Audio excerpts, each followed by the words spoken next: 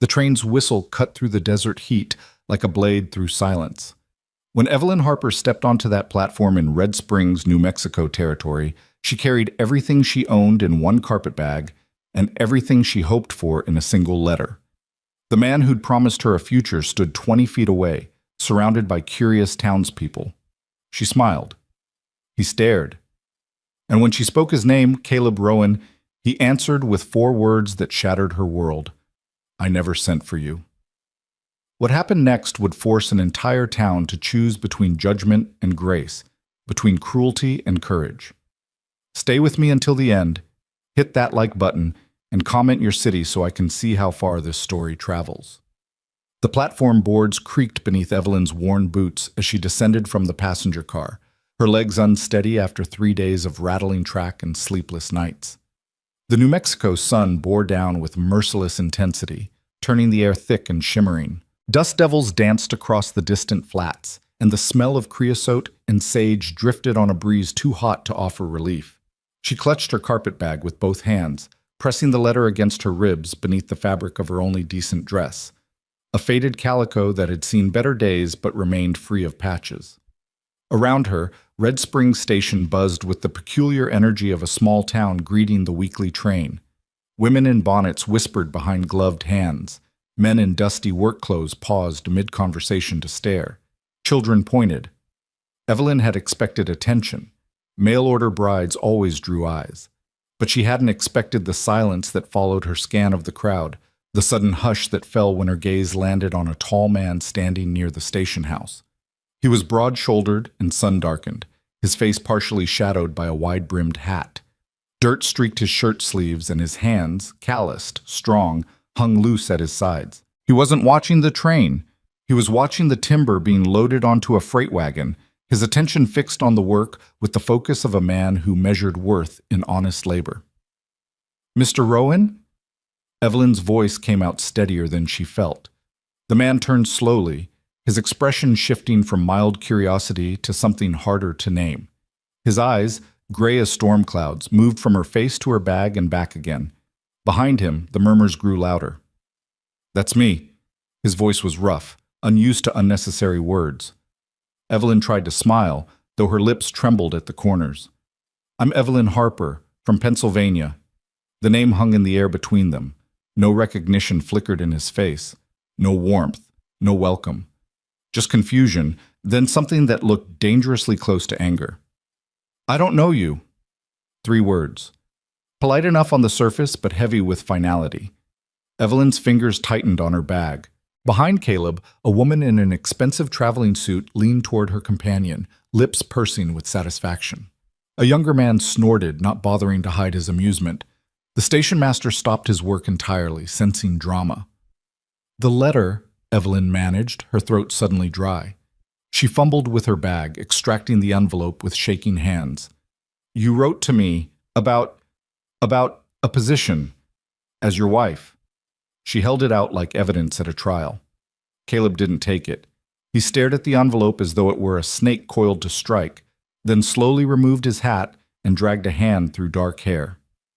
"Ma'am, I never sent any letter." The words landed like stones in still water, rippling outward through the gathered crowd. Whispers erupted. Someone laughed, a short, cruel bark of sound that cut through Evelyn's composure like glass through silk. "You must be mistaken," she said quietly, though even as she spoke, certainty bled from her voice. "It has your name. Your ranch. The Box R, 3 miles north of Red Springs." "That's my place?" Caleb's jaw tightened. "But I never sent for a bride." Heat flooded Evelyn's face, not from the sun, but from shame so acute it felt physical. Around them, the crowd pressed closer. She could feel their judgment like hands pushing against her shoulders, forcing her down. A woman muttered something about shameless. A man suggested she'd gotten the wrong town, the wrong man, or worse, made the whole thing up for attention. Evelyn's vision narrowed to Caleb's face, searching desperately for some sign of recognition, some crack in his certainty that would let in light. She found none. "I spent everything I had to come here," she whispered. "The train fare, my last wages. I gave notice at my position. I came because she'd believed the words in that letter. Because they'd promised not love, she'd been practical enough not to expect that, but respect, partnership, a chance at something better than 12-hour days in a textile mill and a rented room she shared with 2 other women. Because you thought I wanted you here. Caleb's voice softened slightly, though his expression remained closed. I'm sorry for your trouble, Miss Harper, but there's been a mistake. What's she going to do now? Someone called out. Send her back where she came from. Probably lying about the whole thing. The voices battered against Evelyn's ears, each one a fresh cut. She swayed slightly, the heat and humiliation combining to make the world tilt. But she didn't fall, didn't cry. She'd learned early that tears bought no mercy in this world. She lifted her chin, forcing herself to meet Caleb's eyes directly. You can send me back. 4 words of her own, simple, dignified, offering him an escape from whatever obligation he might feel. Caleb's expression flickered with something, surprise perhaps, or reluctant respect. But before he could respond, a small figure darted through the crowd. The boy couldn't have been more than 4 years old.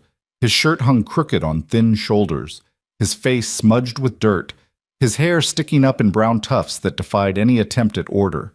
He wore no shoes, and his trousers had been mended so many times the patches outnumbered the original fabric.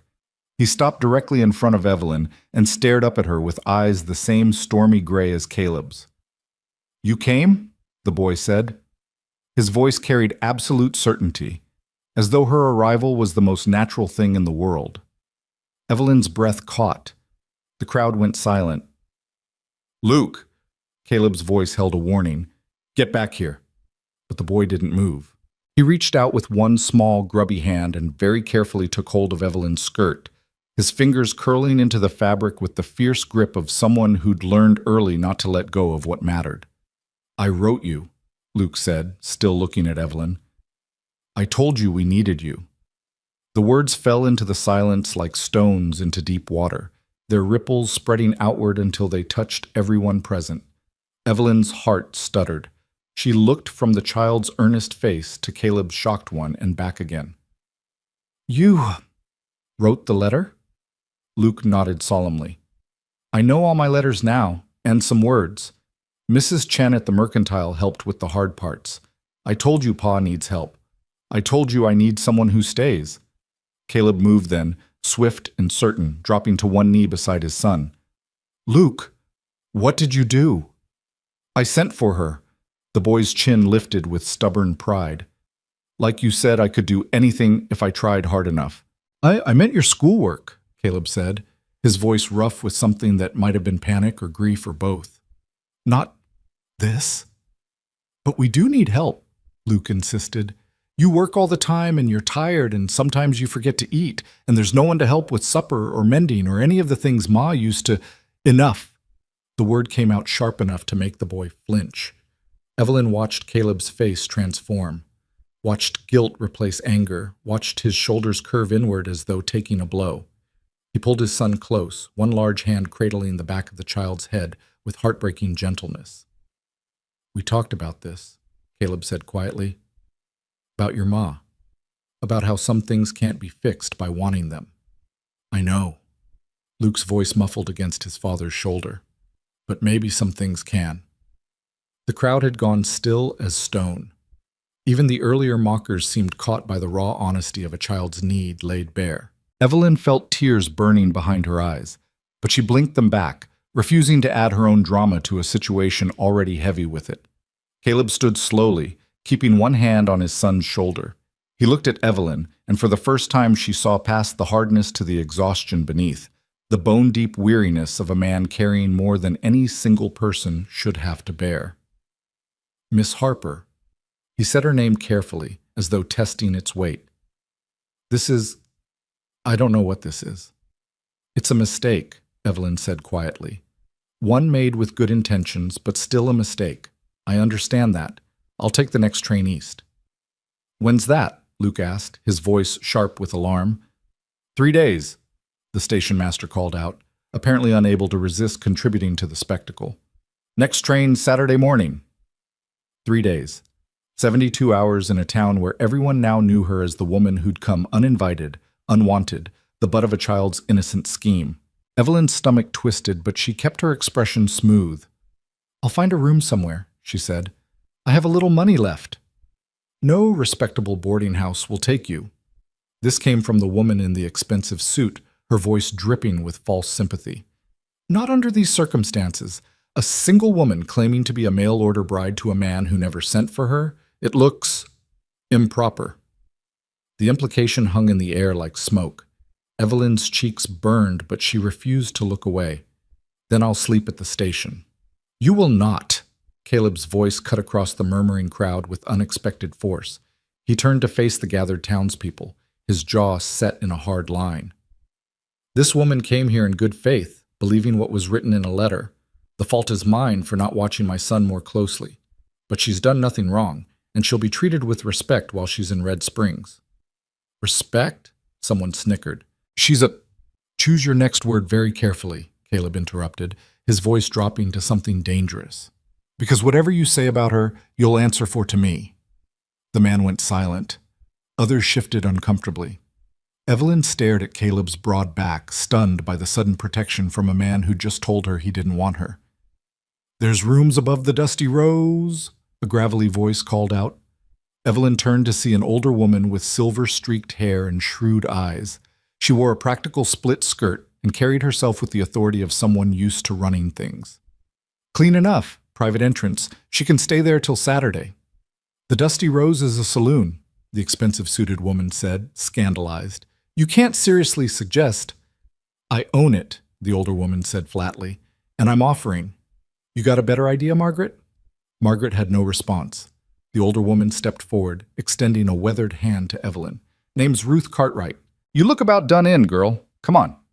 Evelyn took the offered hand, grateful beyond words. But before she could step away, Luke's grip on her skirt tightened. "You're coming back, aren't you?" The boy's eyes were wide with barely contained fear. "You're not leaving right now?" Evelyn knelt down, bringing herself to his level. Up close, she could see the careful darning in his collar. The way his hair had been cut inexpertly, but with love. This was a child being raised by someone who cared but was overwhelmed, someone doing their best with insufficient resources and too little time. "I'll be in town for 3 days," she said gently. "If your father says it's all right, perhaps you could visit." "Pa?" Luke turned pleading eyes to his father. Caleb looked trapped, caught between protecting his son from attachment and not crushing the hope in the boy's face. He exhaled slowly. "We'll see." It wasn't a yes, but it wasn't a no. Luke seemed to accept this as sufficient victory. He released Evelyn's skirt reluctantly, his small fingers uncurling one at a time. Evelyn stood, retrieving her carpet bag. Ruth Cartwright had already turned toward a building down the street, and Evelyn moved to follow. But she paused after a few steps, looking back at Caleb Rowan. "Thank you," she said quietly, "for speaking up. You didn't have to do that." Caleb's expression was unreadable beneath the shadow of his hat brim. "Yes, I did." 3 words again. But these ones settled differently in Evelyn's chest, not like stones, but like seeds finding soil. The room above the Dusty Rose was small but clean, as Ruth had promised. A narrow bed, a washstand, a single window that looked out over Red Springs Main Street. The sounds of the saloon below drifted up through the floorboards. Piano music, laughter, the clink of glasses.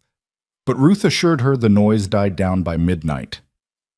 "Most of my customers are working men," Ruth explained, setting a pitcher of water on the washstand. "They drink their wages on Saturday and spend the rest of the week recovering. You won't be bothered." "Thank you," Evelyn said. "I'll pay you." "We'll settle accounts Saturday before your train." Ruth waved away the offer. "Rest now. You look like you could sleep for a week." After Ruth left, Evelyn sat on the edge of the bed and finally let her composure crack. She didn't cry. Tears still seemed useless. But she let her shoulders sag, let the weight of the day press her down. She'd come so far, risked so much. And for what? A child's mistake and 3 days of waiting in a town that saw her as either foolish or fraudulent. She pulled the letter from her bag and read it again, though she'd memorized every word during the journey west.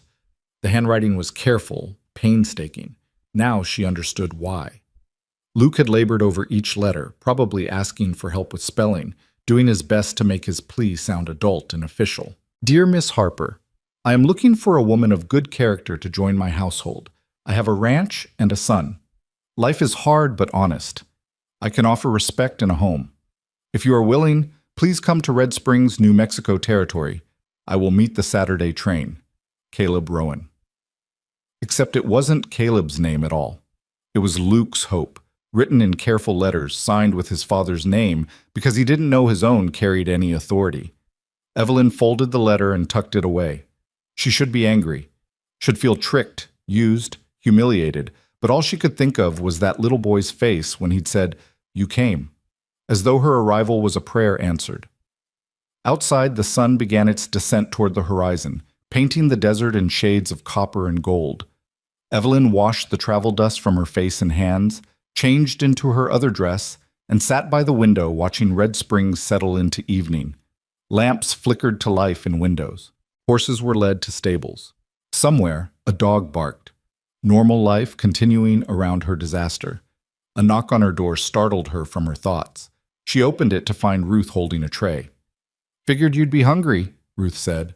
"Stew and bread, nothing fancy." "It's perfect." Evelyn accepted the tray, her stomach suddenly reminding her she'd eaten nothing since dawn. "You're very kind," Ruth shrugged. "Town's got enough meanness without me adding to it. Besides," she paused, her shrewd eyes studying Evelyn. "I've known Caleb Rowan since he was knee-high to a grasshopper. Good man, honest, but he's been drowning since his wife died and too stubborn to ask for help." "How long ago?" Evelyn asked quietly. 2 years come October. Fever took her fast, left him with a baby to raise and a ranch to run and no idea how to do both." Ruth leaned against the doorframe. "Luke's a good boy, smart, but he's been trying to parent himself while his father works dawn to dark, keeping them fed and housed. That's why he wrote the letter. Probably saw it as solving a problem." Ruth smiled sadly. "Children think in simple lines. Pa needs help. I need someone who stays. Therefore, acquire person who helps and stays." "But his father doesn't want that help." "His father doesn't know what he wants," Ruth corrected. "He's been surviving, not living. There's a difference." Evelyn absorbed this, turning it over in her mind. "It doesn't matter. I'm leaving Saturday." "Maybe," Ruth straightened, preparing to leave. "But 3 days is longer than you think. Things have a way of shifting when you're not looking." After Ruth left, Evelyn ate slowly, savoring each bite of the simple stew. Below, the saloon had come to life, music and voices blending into something almost festive. She should have felt out of place, a respectable woman lodging above a drinking establishment, but instead she felt oddly safe. Ruth ran a tight operation. No trouble would reach her here. She was preparing for bed when she noticed movement in the street below. A familiar figure stood in the shadows across from the saloon, hat pulled low. Caleb. He was just standing there, arms crossed, watching the building. Watching her window, she realized. Evelyn stepped back from the glass, her heart suddenly pounding. What was he doing? Ensuring she didn't run away before Saturday. Making sure no one bothered her. Or something else entirely, something he might not even understand himself? She watched him for long minutes. He never moved, never left his post, just stood there in the darkness, a silent guardian for a woman he'd claimed not to want. Eventually, Evelyn drew the curtain and climbed into bed. But sleep came slowly, and when it finally arrived, her dreams were full of stormy gray eyes and small hands gripping her skirt, refusing to let go. Morning came with desert brilliance, the sun climbing fast and turning the air honey-thick with heat. Evelyn woke to the sounds of the town stirring, wagons creaking, voices calling, the rhythmic strike of a hammer somewhere close.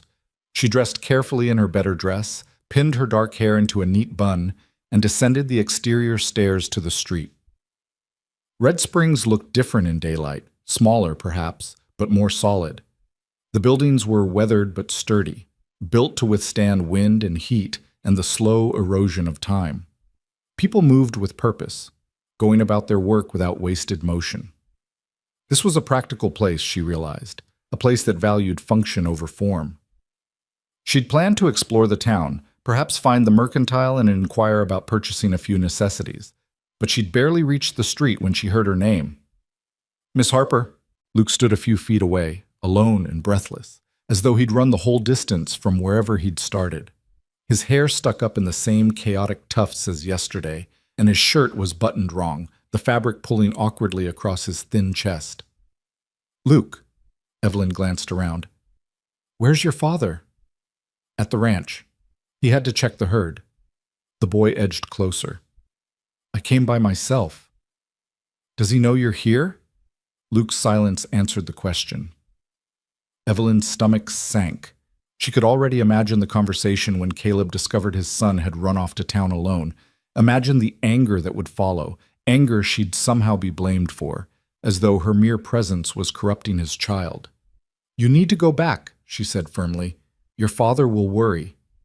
He won't notice till noon. That's when he comes back for dinner. Luke's matter-of-fact tone suggested this was routine, this daily abandonment while his father worked. I wanted to show you something. Luke, please. The word came out desperate. Just come see. It won't take long. Evelyn hesitated, caught between responsibility and the pleading in the boy's eyes. She should send him home, should maintain proper distance. But he looked so hopeful, so certain that whatever he wanted to show her would somehow make things right. All right, she said quietly. But then you go straight back. Agreed? Agreed. Luke led her through town, his small hand occasionally reaching back to tug her forward when she lagged. People stared as they passed, more judgment, more whispers. But Evelyn held her head high and kept walking. Let them think what they wanted. She'd done nothing shameful. They stopped in front of a small building at the edge of town. The paint was peeling, the windows dusty, and a faded sign hung crooked above the door. But the structure itself was sound, the roof intact, the foundation solid. What is this place? Evelyn asked. It was a school, Luke said. Before Mrs. Patterson died, she taught all the children, but then she got old and went to live with her daughter in Santa Fe, and nobody came to replace her. Evelyn peered through a grimy window. Inside she could make out rows of empty desks, a dusty blackboard, shelves lined with forgotten books. A schoolhouse, abandoned and silent. Why did you bring me here? Luke turned to face her, his gray eyes serious beyond his years. Because you're a teacher. I'm not. In your letter, you said you worked in a textile mill, but before that you taught school, in Pennsylvania. You wrote about it. Evelyn's breath caught. She had mentioned it briefly, trying to present herself as educated and capable. She'd taught for 2 years before the mill paid better and necessity forced her hand. She'd loved it. The children, the books, the satisfaction of watching understanding bloom in young faces. That was a long time ago, she said softly. But you could do it again. Luke's voice carried absolute conviction. You could teach us. All the children. We don't have anyone. And Pa says education matters, but there's no money for a real teacher. And, Luke, Evelyn knelt down, taking his thin shoulders gently. I'm leaving in 3 days. Even if I wanted to stay, your father doesn't want me here. He will. The boy's certainty was unshakable. He just needs time to see. See what? That you're the answer. The words hit Evelyn squarely in the chest. She wanted to tell him he was wrong, that she wasn't anyone's answer, that his father had made his position clear, but looking into Luke's earnest face, she couldn't bring herself to crush that hope entirely. We should get you home, she said instead, standing and smoothing her skirts. Luke's shoulders sagged, but he nodded. They walked back through town in silence. The boy's earlier enthusiasm dimmed. When they reached the edge of Red Springs where the road stretched toward the Boxar Ranch, Evelyn stopped. Will you be all right from here? I know the way. Luke scuffed his bare foot in the dust. Miss Harper? Yes? I'm sorry my letter made trouble for you. The apology, so adult, so sincere, nearly broke her composure. You were trying to help your father. That's not something to apologize for. But you came all this way for nothing. Not nothing. Evelyn surprised herself with the truth of the statement. I saw new places, met new people. That counts for something. Luke studied her face as though memorizing it. Then, without warning, he stepped forward and wrapped his thin arms around her waist in a fierce hug. Evelyn stood frozen for a heartbeat before her arms came up automatically, returning the embrace. The boy felt fragile against her, all sharp edges and desperate need. When he pulled away, his eyes were suspiciously bright. But he didn't cry, just turned and started walking toward home, his small figure growing smaller with distance until the desert shimmer made him waver like a mirage. Evelyn watched until he disappeared entirely. Then she turned back toward town, her heart heavier than it had been that morning, carrying the weight of a child's hope she had no power to fulfill. The sun had climbed to its zenith by the time Evelyn made her way back to the dusty rows, the heat pressing down like a physical weight. Sweat dampened the collar of her dress, and dust coated her boots in a fine layer that seemed to multiply with each step. She was reaching for the railing of the exterior stairs when hoofbeats thundered up the street. Caleb Rowan pulled his horse to a stop so abruptly the animal reared slightly, foam flecking its neck. He swung down from the saddle with the fluid grace of a man who'd spent more hours mounted than on foot, his face dark with something that looked dangerously close to panic. "Where is he?" The words came out rough, almost accusatory. Evelyn's hand tightened on the railing. "He went home. I sent him back nearly an hour ago." "He wasn't there." Caleb took a step closer, and she could see the fear beneath the anger now, the white-knuckle terror of a parent who'd lost sight of their child. "I came back for noon meal, and he was gone. No note, nothing. Mrs. Chen said she saw him heading this way at dawn." "He wanted to show me the old schoolhouse," Evelyn said quietly. "He told me you wouldn't notice until noon, so I assumed he'd have time to get back before—" "You assumed," Caleb's jaw worked. "You let a 4-year-old child walk 3 miles alone through open country because you assumed." The accusation stung precisely because it was accurate.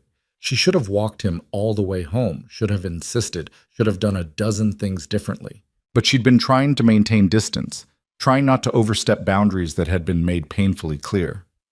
"You're right," she said, forcing herself to meet his eyes. "I should have escorted him back properly. I'm sorry." The apology seemed to deflate some of his anger. He dragged a hand across his face, exhaustion bleeding through the cracks in his composure. "He knows the way. He's walked it before. But there's rattlesnakes this time of year, and the heat." His voice trailed off, imagination clearly filling in the gaps with every terrible possibility. Evelyn's stomach clenched with guilt and something else, a shared fear for a child she barely knew but somehow already cared about. "I'll help you look," she said, already moving toward his horse. "You'll stay here." The command came out flat and final. "You've done enough." The words landed like a slap. Evelyn stopped, her back straightening with wounded pride. "I'm trying to help." "Help would have been sending him straight home the moment you saw him." Caleb gathered his reins, preparing to mount. "Help would have been telling him no, instead of indulging whatever fantasy he's built in his head about you staying." "I did tell him no," Evelyn said, her voice shaking slightly. "I told him I'm leaving Saturday. I told him you don't want me here. He's the one who won't accept it. Because you keep giving him reasons to hope." Caleb's eyes were hard now, all the earlier complexity stripped away, leaving only a father's protective fury. "Every conversation, every kindness, every moment you spend with him, it's another thread he'll use to tie himself to you. And when you leave, it'll tear him apart." "Then what was I supposed to do?" The words burst out before Evelyn could contain them. "Ignore him completely? Treat him with cruelty to prove I'm not staying? He's a child who's lonely and grieving and trying to fix something he doesn't understand how to fix. I won't add to his pain just to make your life easier." The silence that followed was sharp-edged and dangerous.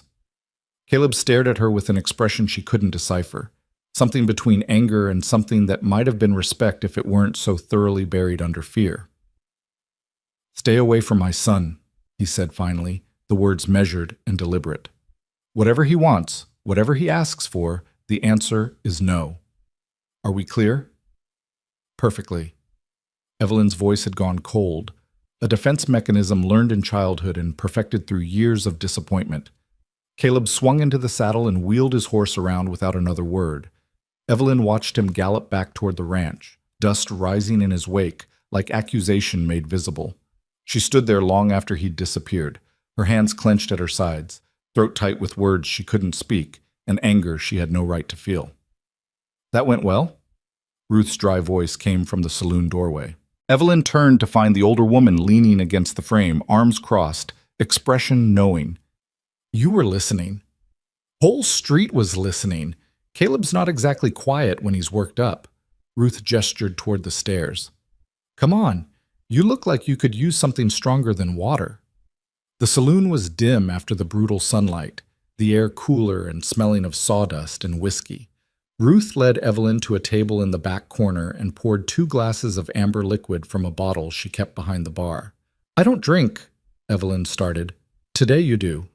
Ruth pushed the glass across the scarred wood. Trust me, you've earned it. Evelyn took a small sip and immediately regretted it. The whiskey burned down her throat like liquid fire, making her eyes water. Ruth laughed, not unkindly, and took her own drink with practiced ease. Give it a minute. Second sip's easier. They sat in silence for a moment, the sounds of the town drifting through the open door. Somewhere close, a blacksmith's hammer rang against an anvil. A woman called to her children. Life continuing, indifferent to personal drama. He'll find the boy, Ruth said finally. Luke knows that country like he knows his own hand. Probably just stopped to watch a lizard or dig for arrowheads. Time gets away from children. Caleb thinks it's my fault. Caleb thinks everything's his fault, so he's got plenty of blame to spread around. Ruth swirled the liquid in her glass. He's scared, not thinking straight. When Luke turns up safe, and he will, Caleb will calm down. And still want me gone. Probably.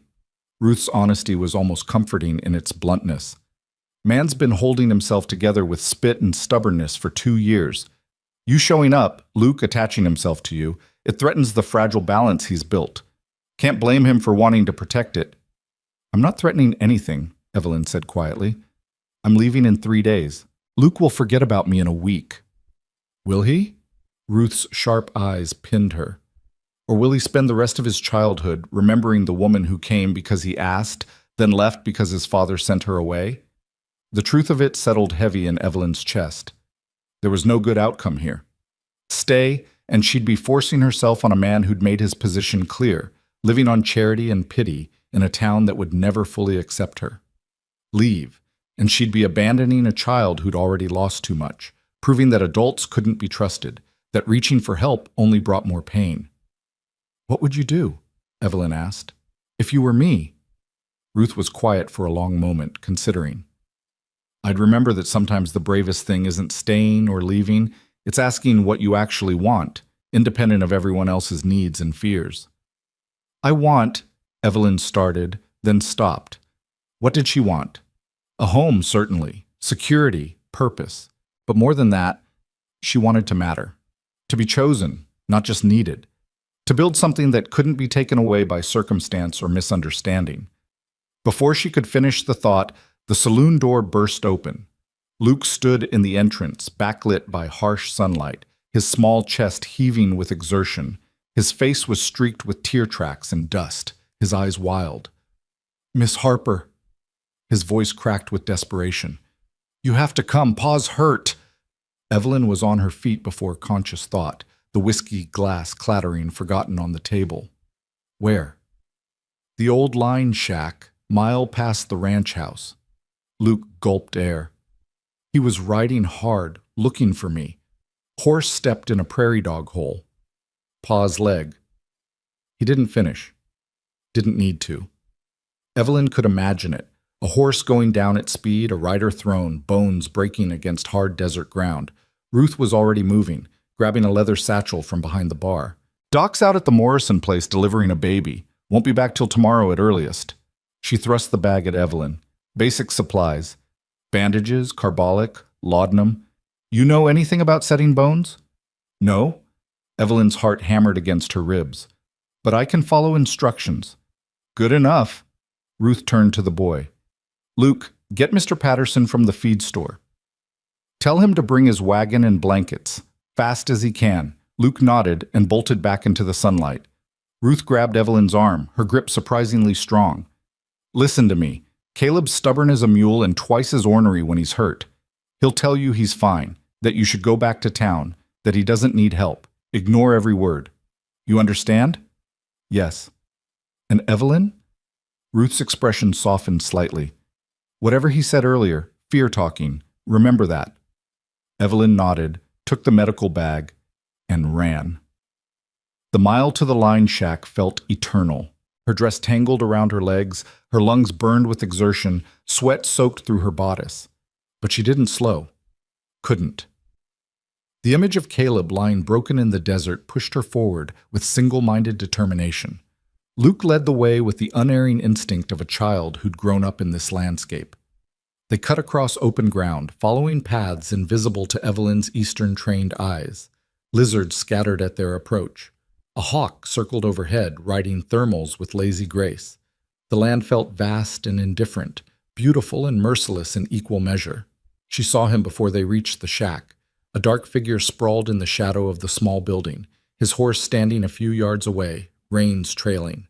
Caleb lay on his back, one leg bent at an angle that made Evelyn's stomach lurch. His hat had fallen several feet away. His face was pale beneath the sun-darkened skin, jaw clenched against obvious pain. Evelyn dropped to her knees beside him, hands already reaching to assess the damage. Caleb's eyes snapped open at her touch, gray and unfocused with pain. "Luke?" The word came out rough. "I'm here, Pa." The boy appeared at Evelyn's elbow, his small face tight with fear. Caleb's gaze shifted to Evelyn, confusion flickering across his features. "What are you—" "Don't talk." Evelyn's voice came out steadier than she felt. She opened Ruth's medical bag, hands moving with purpose even as her mind raced. The leg was definitely broken. She could see the unnatural angle, the swelling already beginning beneath his dusty trousers. But was it a clean break or compound? Had he hit his head? Were there internal injuries she couldn't see? "Luke," she said quietly, not taking her eyes off Caleb, "I need you to ride his horse back to the ranch. Get blankets, water, anything clean and soft you can carry. Can you do that?" "I can do it." The boy's voice was small but determined. "Good. Ride slow. Your father needs you to be safe more than he needs you to be fast." Luke hesitated, looking at his father's pale face. Caleb managed a slight nod, and the boy ran for the horse, scrambling into the saddle with more courage than grace. Once the sound of hoofbeats faded, Evelyn turned her full attention to Caleb. "I need to check your leg. It's going to hurt." "Already hurts." His words came through gritted teeth. "How bad?" "Broken." She carefully began cutting away the fabric of his trouser leg with a small knife from the medical bag, exposing the injury. The skin was unbroken, thank God for that small mercy, but the bone beneath had clearly snapped. "Can you feel your toes?" "Yes." "Can you move them?" A pause, then a barely perceptible nod.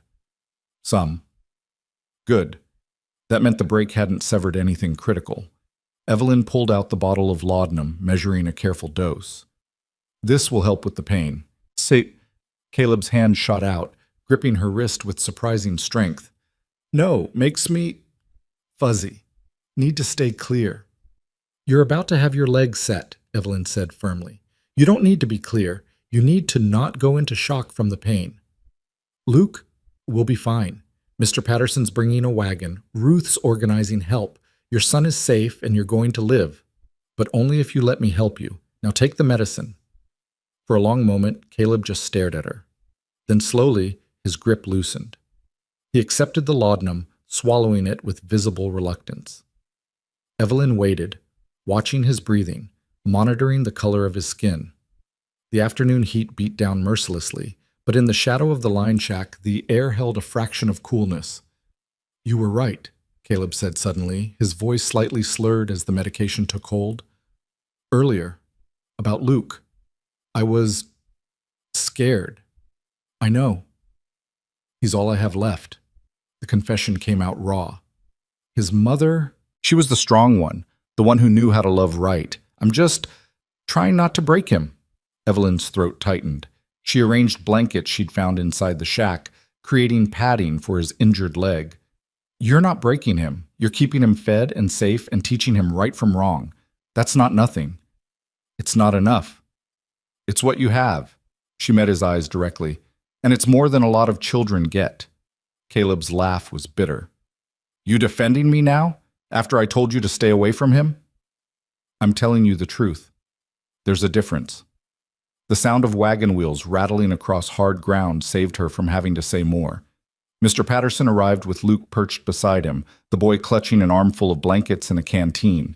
Behind them, two other men followed on horseback, neighbors, Evelyn assumed, summoned by Ruth's efficient network.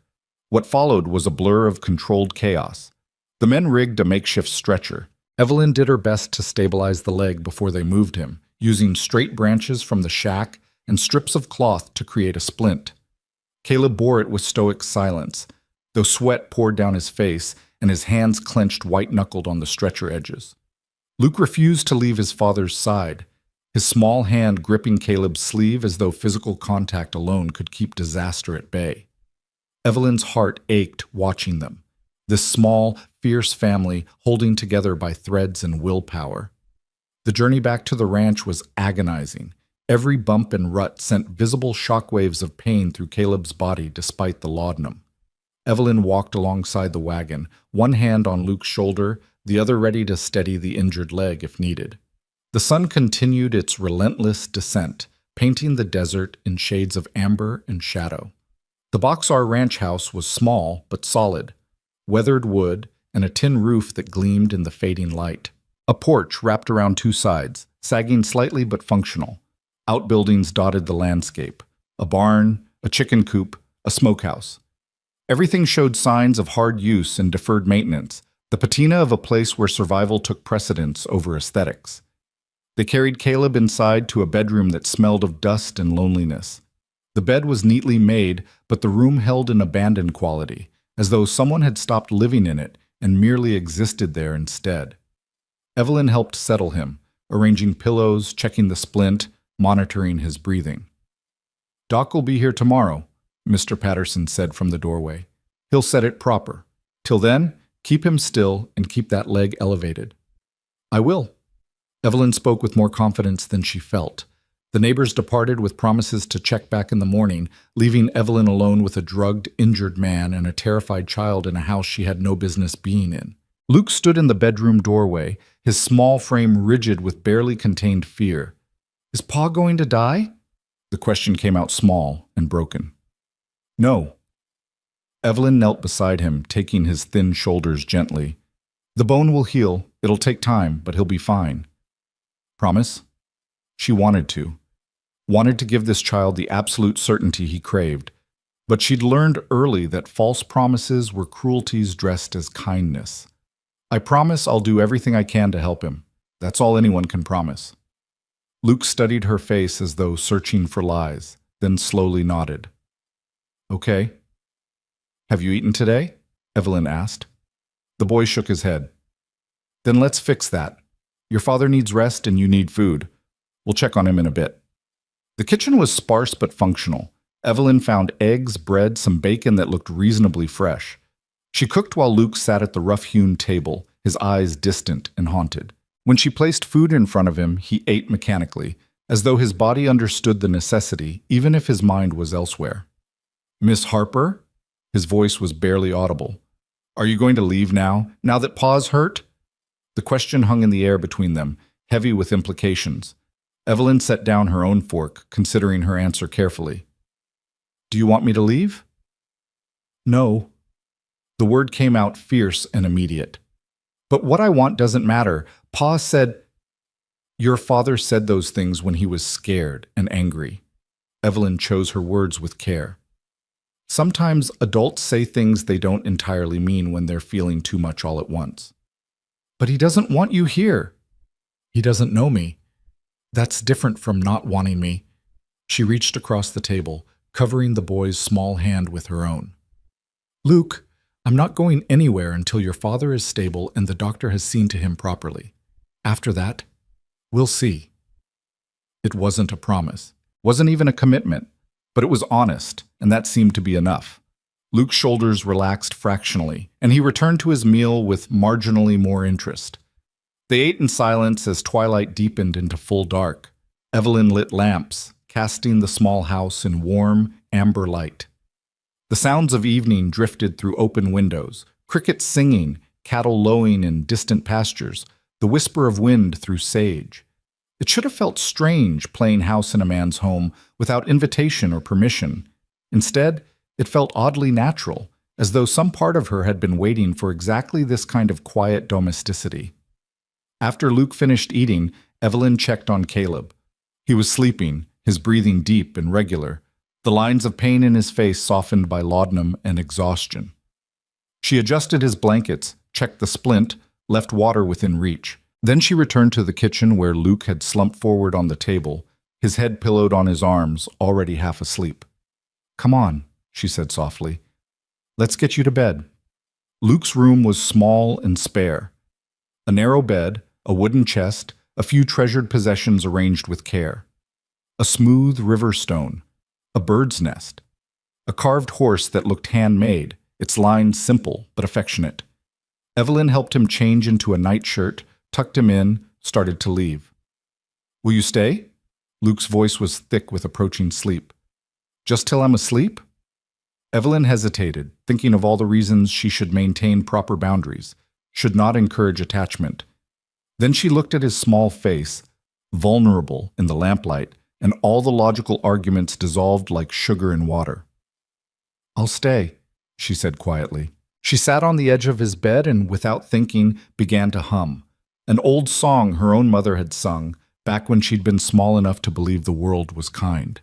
Luke's breathing gradually evened out, his small body relaxing into sleep.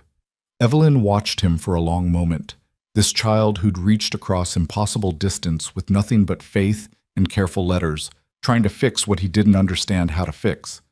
When she finally stood to leave, she found Caleb watching from the doorway, leaning heavily on the frame, his injured leg held stiffly. His face was still pale, but his eyes were clear, clearer than they should have been given the laudanum dosage. "You should be in bed," Evelyn said quietly, moving toward him. Heard singing. His voice was rough with pain and something else. My wife used to sing to him, that same song. Evelyn's breath caught. "I didn't know. I can—" "No." Caleb shook his head slowly. "It was good.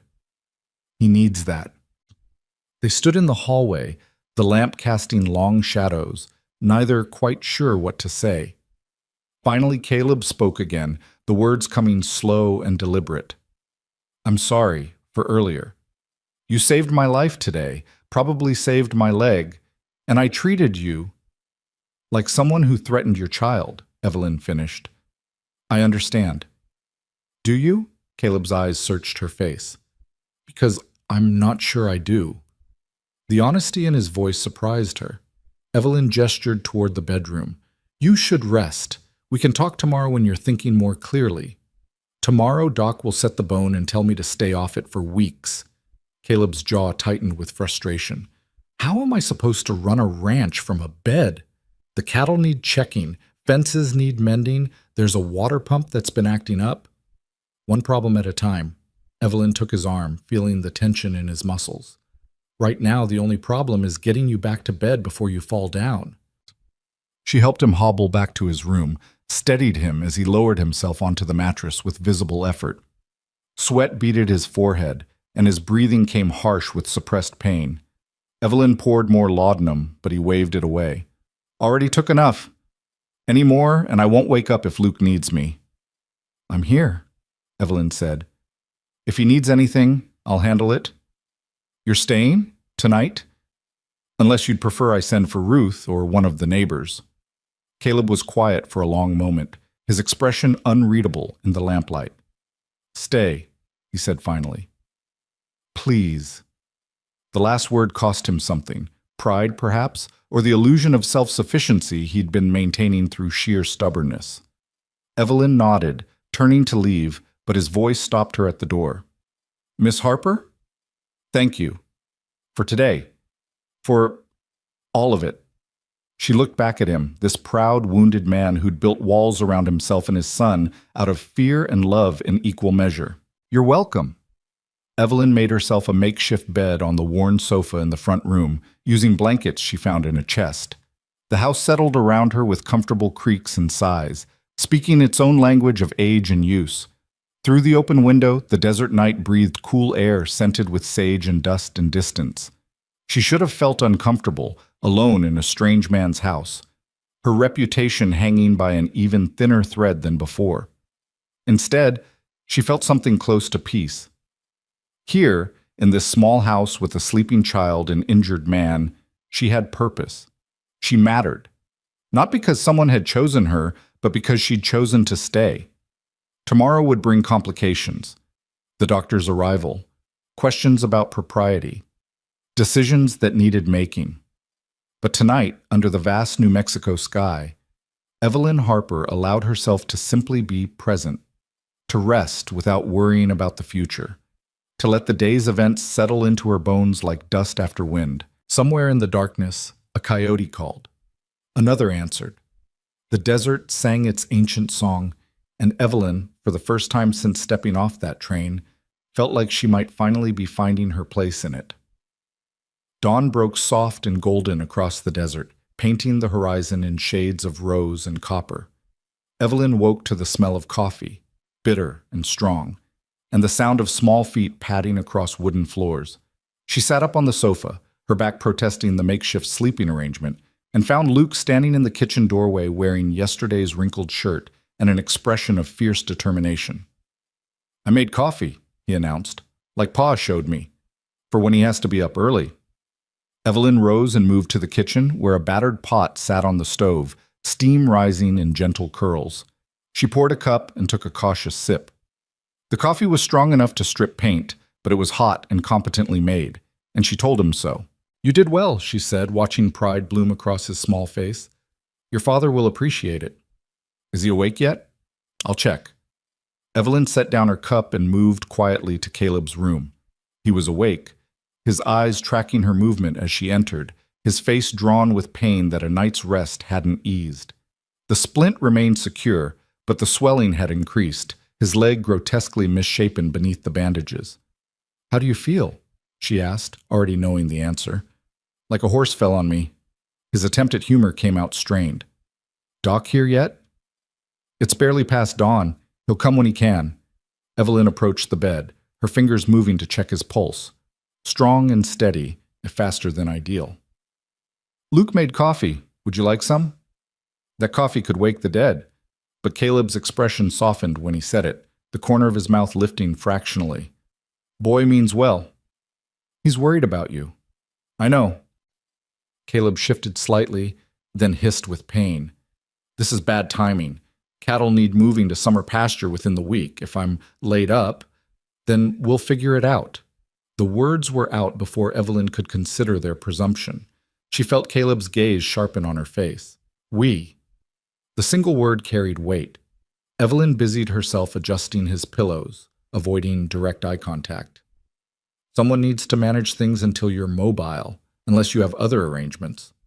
My nearest neighbor's 10 miles west, and he's got his own operation to run." Caleb's voice held frustration, and something that might have been resignation. "Most of the work I can talk Luke through, but he's 4. Can't expect him to handle a full day's labor alone." "Then talk me through it." Evelyn met his eyes now, her expression calm despite the presumption of her offer. "I grew up on a farm in Pennsylvania. I know my way around livestock and hard work. Tell me what needs doing, and I'll do it." Caleb stared at her as though she'd spoken in tongues. "You're a mail-order bride who works in textile mills. What do you know about cattle ranching?" "I know animals need feeding and fences need mending, and life doesn't stop just because someone's injured." She crossed her arms, a defensive gesture she recognized but couldn't quite suppress. "Unless you have a better solution?" The silence stretched between them, filled with unspoken complications. Evelyn could see the war playing across Caleb's face, pride warring with practicality, suspicion battling necessity. Finally, he exhaled slowly, the sound carrying defeat and acceptance in equal measure. "There's 15 head in the near pasture that need checking. Water trough might be low after yesterday's heat. Luke can show you where." He paused, his jaw working as though the next words required physical effort. "If you're serious about helping, I'd be grateful." "I'm serious." "Even knowing I still can't give you what you came here expecting?" The question was blunt, almost harsh. "I'm not looking for a wife, Miss Harper. My boy's letter doesn't change that." Evelyn felt the words like a blade between her ribs, but she kept her expression steady. I'm not asking to be your wife. I'm offering to help someone who needs it. There's a difference. Something flickered in Caleb's eyes, surprise, perhaps, or reluctant respect. Before he could respond, Luke appeared in the doorway, holding a cup of steaming coffee with both hands, his face a study in concentration as he navigated the distance without spilling.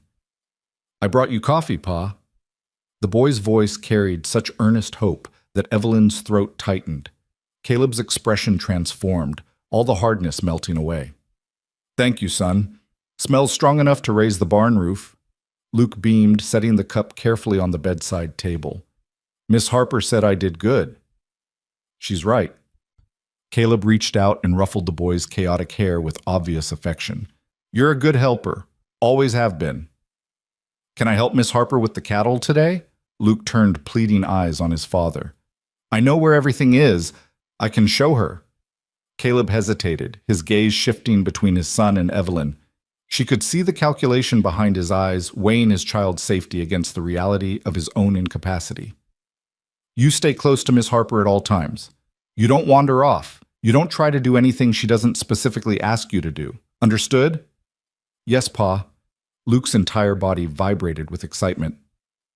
"And you?" Caleb's attention fixed on Evelyn, his voice dropping to something more serious. "He's all I have. If anything happened to him because I let you two go out there alone, nothing will happen to him," Evelyn interrupted, her voice firm. "You have my word."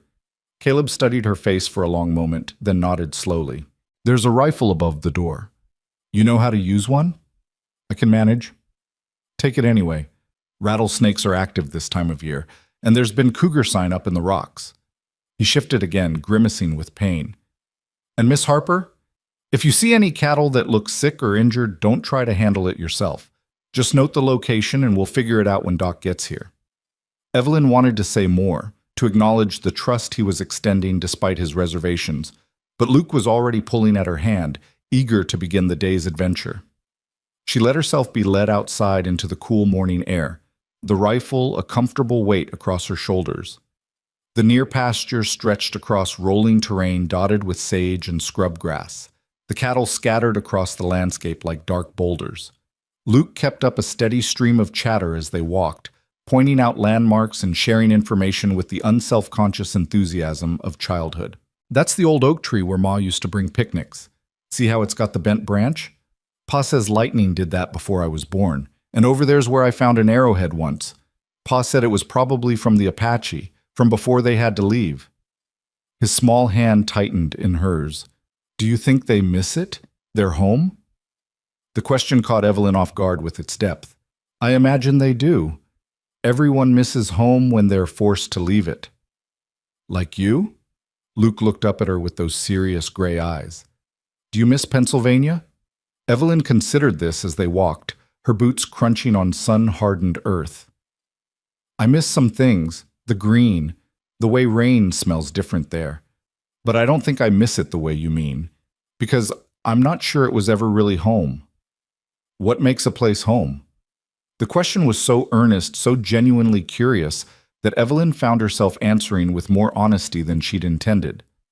"I think home is where you're chosen, where people want you there not because of what you can do for them, but because of who you are." Luke absorbed this silently, his small brow furrowed with thought.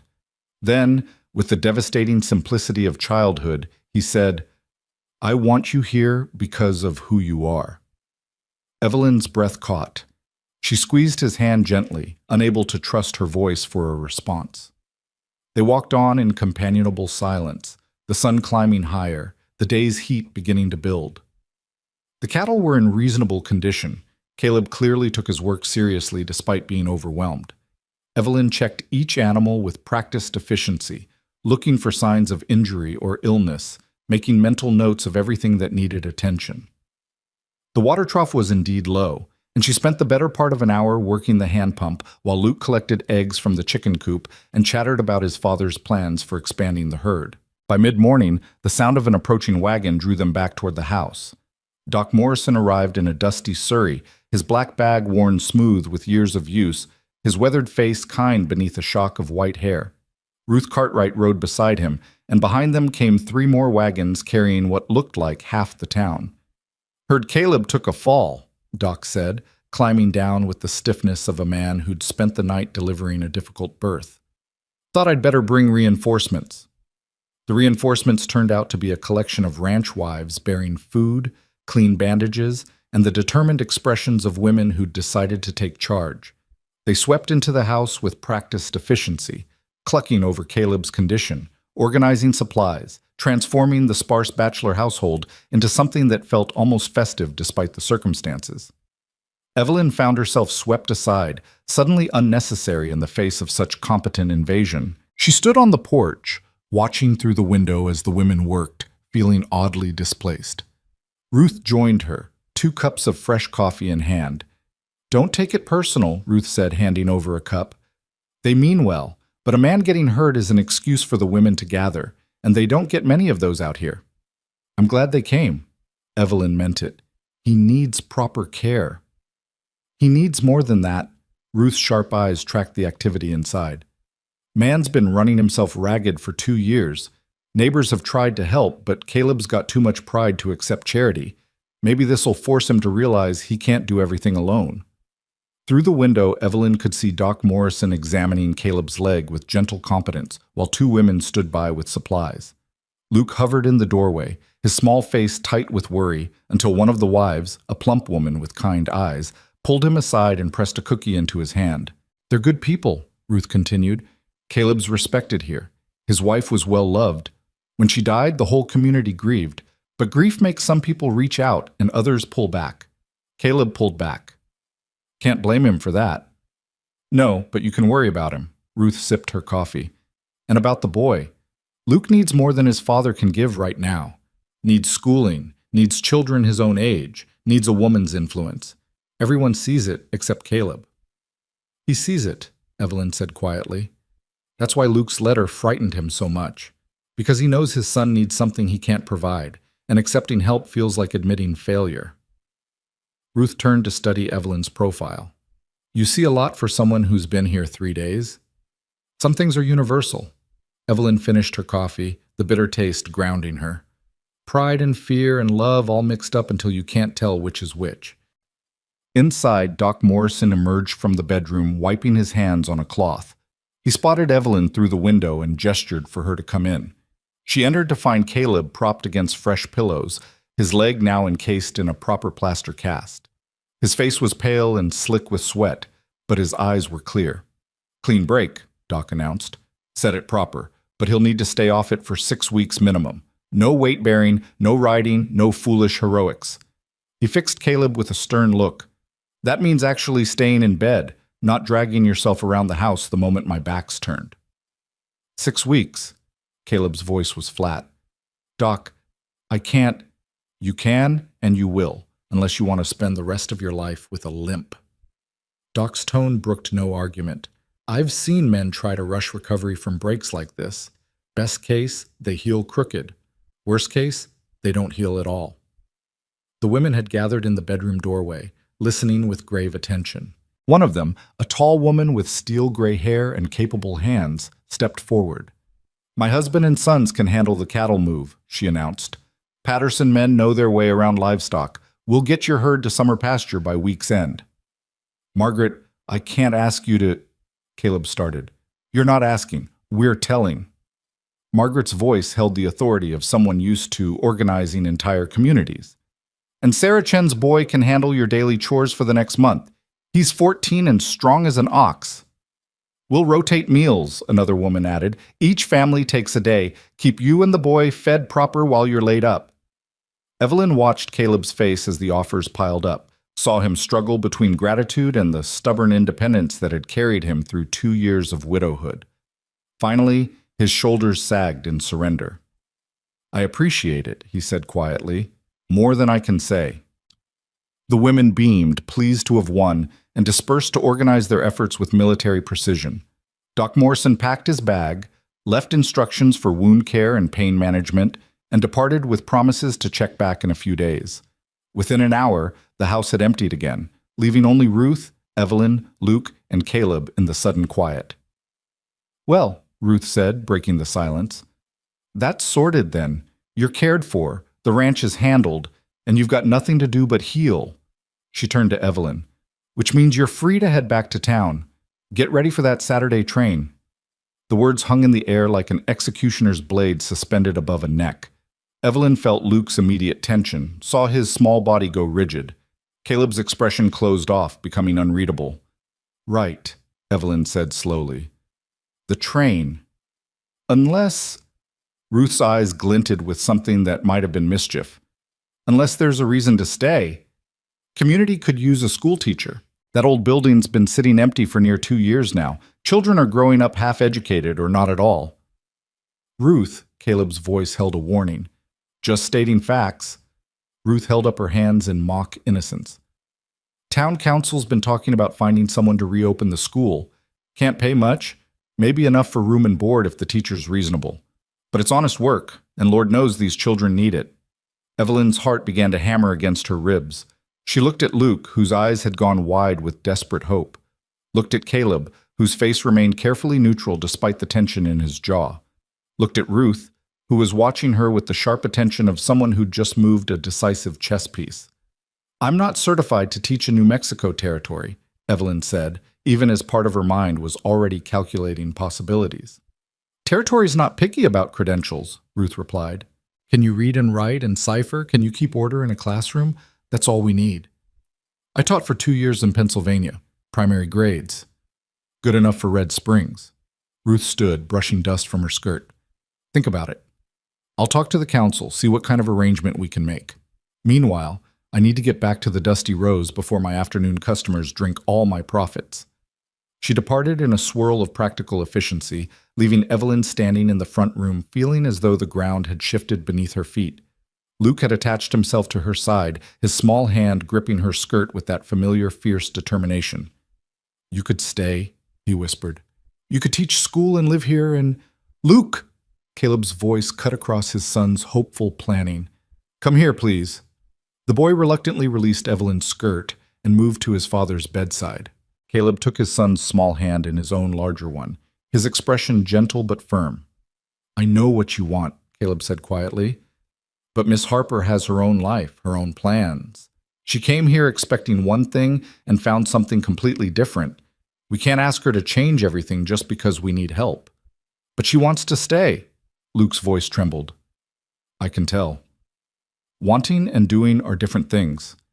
Caleb's eyes lifted to meet Evelyn's across the room. And sometimes what we want isn't what's best.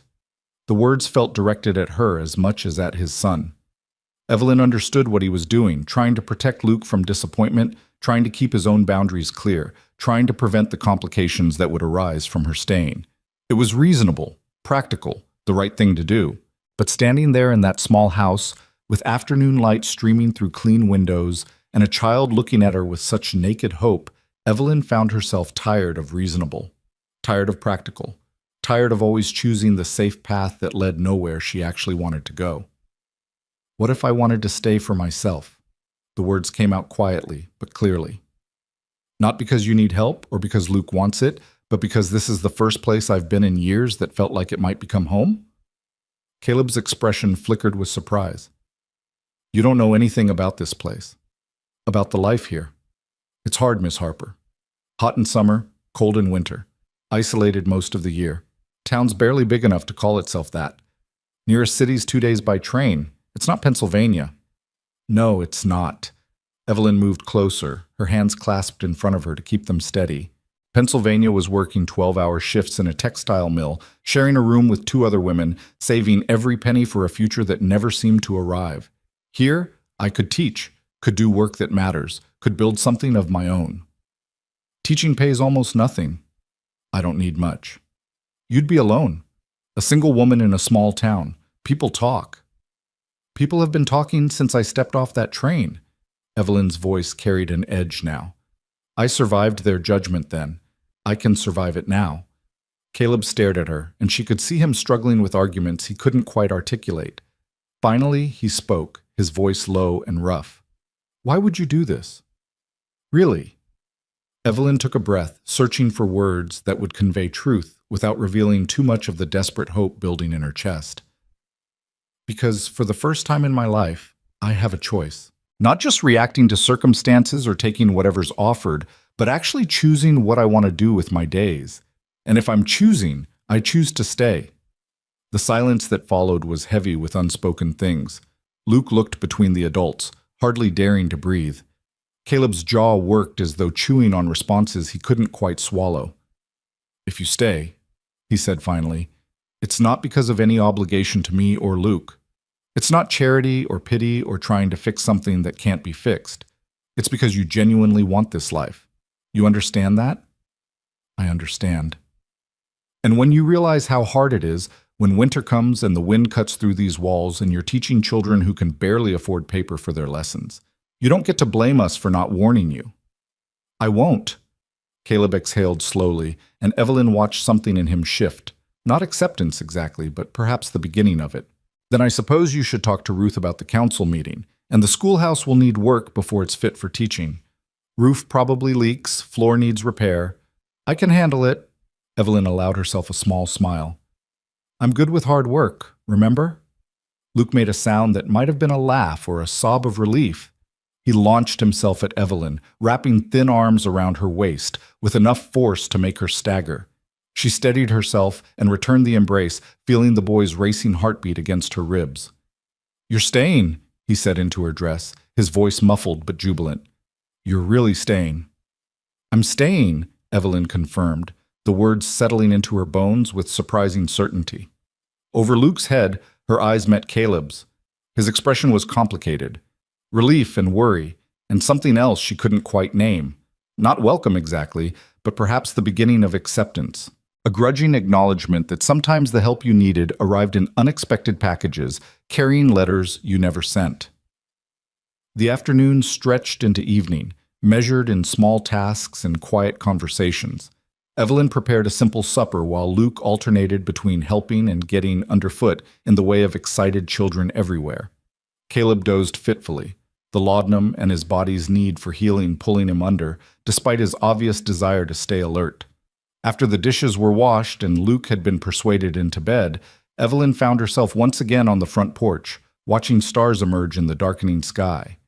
The desert night was different from Pennsylvania nights, bigger somehow, the stars brighter and more numerous, the darkness itself carrying a quality of vastness that made her feel simultaneously insignificant and strangely free. She heard movement behind her and turned to find Caleb in the doorway, leaning heavily on a crutch that one of the neighbors must have left. His face was tight with pain and determination, his jaw set in a stubborn line. "You should be in bed," Evelyn said. "Got tired of staring at the ceiling." He hobbled forward, lowering himself carefully into one of the weathered porch chairs. "Figured I'd stare at the sky instead." Evelyn resumed her seat, and they sat in silence for a moment. The night sounds of the desert rose around them. Crickets, the distant yip of coyotes, the whisper of wind through sage. It should have been awkward, this quiet companionship between strangers bound together by circumstance. Instead, it felt oddly peaceful. "My wife loved nights like this," Caleb said suddenly. "Used to sit right here and name constellations. She knew all the stories behind them, Greek myths mostly. She was educated, came from back east like you." He paused. "She died thinking I couldn't manage without her. Probably would have been right, except Luke needed me to figure it out." Evelyn listened without interrupting, sensing that these words had been locked inside for too long, that they needed release more than they needed response. "For 2 years I've been telling myself I just needed to get through each day. Feed the boy, work the ranch, don't think too far ahead. And then Luke sends for a mail-order bride, and suddenly I can't ignore the fact that we're not surviving, we're just existing." Caleb's voice roughened. "You staying, it scares me, Miss Harper, because it means admitting I need help, means things changing when I've built my whole life around keeping things the same." "Change isn't always bad," Evelyn said quietly. "No, but it's always hard." He turned to look at her, his face half-shadowed in the dim light. "I can't give you what you came here expecting. I'm not looking for romance or companionship or any of the things a woman might reasonably want. I've got nothing to offer except a town that needs a teacher and a boy who's already too attached to you. I'm not asking for anything except the chance to build a life here. Evelyn met his eyes directly. What that life looks like, whether it's just teaching or something more. We'll figure out as we go. But I'm not expecting grand gestures or promises you can't keep. I'm expecting honesty and respect and room to make my own choices. Can you give me that? Caleb studied her for a long moment, and she could see him weighing her words, testing them for truth. Finally, he nodded slowly. I can try. Then that's enough. Evelyn stood, preparing to return inside. You should rest. Tomorrow the council will likely want to meet, and there's work to be done on the schoolhouse before it's fit for students. Miss Harper? Caleb's voice stopped her at the door. Thank you. For today. For staying. For everything. Evelyn smiled, a genuine expression that felt unfamiliar after days of careful control.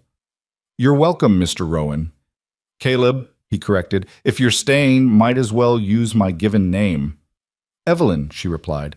And yes, I'm staying. She left him sitting on the porch, a solitary figure outlined against the star-filled sky, and made her way to the sofa that had become her temporary bed. Tomorrow would bring new challenges, new complications, new reasons to question her decision. But tonight, curled beneath borrowed blankets in a house that smelled of coffee and honest labor, Evelyn Harper allowed herself to feel something she hadn't felt in years. Hope. Pure and simple and terrifying in its intensity. Hope that she'd finally found the place where she could stop running and start building. Where her choices mattered and her presence was wanted, not just tolerated. Where a small boy's faith and a proud man's reluctant acceptance might somehow transform into something worth staying for. Outside, a coyote called to the moon. Inside, Evelyn closed her eyes and let sleep take her, already dreaming of classrooms filled with children and a future she was choosing for herself, one difficult day at a time. The town council met 3 days later in the back room of Patterson's feed store, a space that smelled of grain dust and leather and the particular mustiness of documents kept in dry storage. 7 men and 2 women sat around a scarred oak table, their faces weathered by sun and hardship, their expressions ranging from skeptical to cautiously hopeful as Evelyn stood before them. Ruth had accompanied her, lending silent support and occasional interjection when the questions grew too pointed. Margaret Patterson sat at the head of the table, her steel-gray hair pulled into a severe bun, her capable hands folded on the table surface as she studied Evelyn with shrewd assessment. You understand the position pays $40 a month, Margaret said, her voice carrying the flat practicality of someone used to managing budgets. That includes use of the teachers' quarters above the schoolhouse once they're made habitable. No funds for supplies beyond what we can scrape together from families. You'll be teaching children aged 5 to 14, all grades in one room. I understand, Evelyn said, keeping her voice steady despite the nervous flutter in her chest. And you're aware this is a 3-month trial period? This came from a thin man with suspicious eyes. If the children don't learn or the families complain, we'll need to find someone else come fall. That seems fair. What about your reputation? The man leaned forward, his tone sharpening. You came here as a mail-order bride to a man who never sent for you. Some folks might say that raises questions about your judgment. The room went silent. Evelyn felt heat climb her neck, but refused to look away. I came here in good faith based on a letter I believed to be genuine. The circumstances were unfortunate, but I acted with honor throughout. If anyone in this town questions that, they're welcome to speak to me directly. Now hold on, Frank, Ruth interjected. The girl's done nothing wrong except trust a child's innocent scheme. You want to punish her for kindness? I want to make sure we're not putting someone of questionable character in charge of our children's education. Frank crossed his arms. We've got standards to maintain. Standards? Margaret's voice cut across the rising tension like a blade. Frank, your oldest boy is 11 and can barely write his own name because we haven't had a teacher for 2 years. My grandchildren are growing up without proper schooling. Half the children in this town will end up illiterate if we don't do something soon. So unless you've got another qualified candidate hiding in your back pocket, I suggest we stop worrying about gossip and start worrying about education. Frank subsided, muttering, but didn't argue further. Margaret turned her attention back to Evelyn, her expression softening fractionally. Miss Harper, I won't pretend this will be easy. The schoolhouse needs substantial repair. Some families can't afford to send their children regular-like. especially during planting and harvest. You'll be working with students at vastly different levels, some of whom have never seen the inside of a classroom. Are you prepared for that reality? Evelyn thought of the textile mill, of 12-hour shifts and wages that barely covered rent, of a future that stretched ahead like an endless corridor with no doors. Then she thought of Luke's face when he'd shown her the abandoned schoolhouse, of the hope in his voice when he'd said she could teach them. "I'm prepared," she said firmly. "I won't promise perfection, but I can promise dedication. These children deserve someone who cares about their education, and I do. I'll work as hard as necessary to give them that." Margaret studied her for a long moment, then looked around the table. All in favor of hiring Miss Harper as Red Springs school teacher on a 3-month trial basis? 7 hands rose. Frank's remained on the table, but he didn't vote against. Margaret nodded, something that might have been approval flickering across her stern features. "Then it's settled. You start Monday week, which gives you time to get the schoolhouse in order. We'll arrange work parties to help with repairs. Welcome to Red Springs, Miss Harper. Try not to make us regret this." The meeting dispersed with handshakes and murmured congratulations. As Evelyn stepped out into the late afternoon sunshine, Ruth squeezed her arm with genuine warmth. "You did well in there. Margaret doesn't approve easily, but I saw her face. You won her over." "What about Frank?" Evelyn asked quietly. "Frank's suspicious of everyone who wasn't born within spitting distance of Red Springs. Don't take it personal." Ruth glanced up the street toward where the schoolhouse stood in disrepair. "You've got your work cut out for you. That building's been neglected something fierce." "I can handle it." "I know you can." Ruth's eyes held a knowing glint. "Question is, can Caleb handle you staying? Man's been circling that particular truth like a horse eyeing a snake." Evelyn felt heat climb her cheeks. "He's accepted it." "Accepted isn't the same as comfortable with." Ruth started walking, and Evelyn fell into step beside her. "Caleb Rowan's a good man, but he's been living in a holding pattern since his wife died. You being here, actually staying instead of just passing through, it forces him to acknowledge that life keeps moving whether he's ready or not." "I'm not trying to replace his wife." "Didn't say you were, but you're definitely complicating his carefully maintained status quo." Ruth paused at the corner where their paths would diverge. "Just be patient with him, and with yourself. Nothing worth building gets built overnight." The walk back to the Box R took Evelyn through the heart of Red Springs, such as it was. She passed the mercantile where Mrs. Chen waved from the window, the blacksmith shop where sparks flew like tiny stars, the small church with its whitewashed walls and modest bell tower. People nodded as she passed, some with warmth, others with reserve, all with curiosity. She was becoming part of the town's fabric, she realized. No longer just the mail-order bride who'd been rejected, but Evelyn Harper, the new schoolteacher. The shift felt both terrifying and exhilarating, like standing at the edge of something vast and unknown. At the ranch, she found Luke in the yard attempting to milk an extremely uncooperative goat. The animal bleated indignantly, and the boy's face was scrunched with concentration as he wrestled with the bucket and the goat's general lack of cooperation. "Need help?" Evelyn asked, biting back a smile. Luke looked up, relief flooding his features. "She won't hold still. Pa usually does this, but he can't get down here with his leg, and the milk's got to be gotten or she'll dry up, and show me what your father taught you." Together they managed to extract a reasonable amount of milk, though not without considerable protest from the goat. Luke's hands were small but surprisingly capable, and Evelyn found herself impressed by how much responsibility he'd shouldered at such a young age. "Did the council say yes?" Luke asked as they carried the milk bucket toward the house. "About you teaching?" "They did. I start Monday week."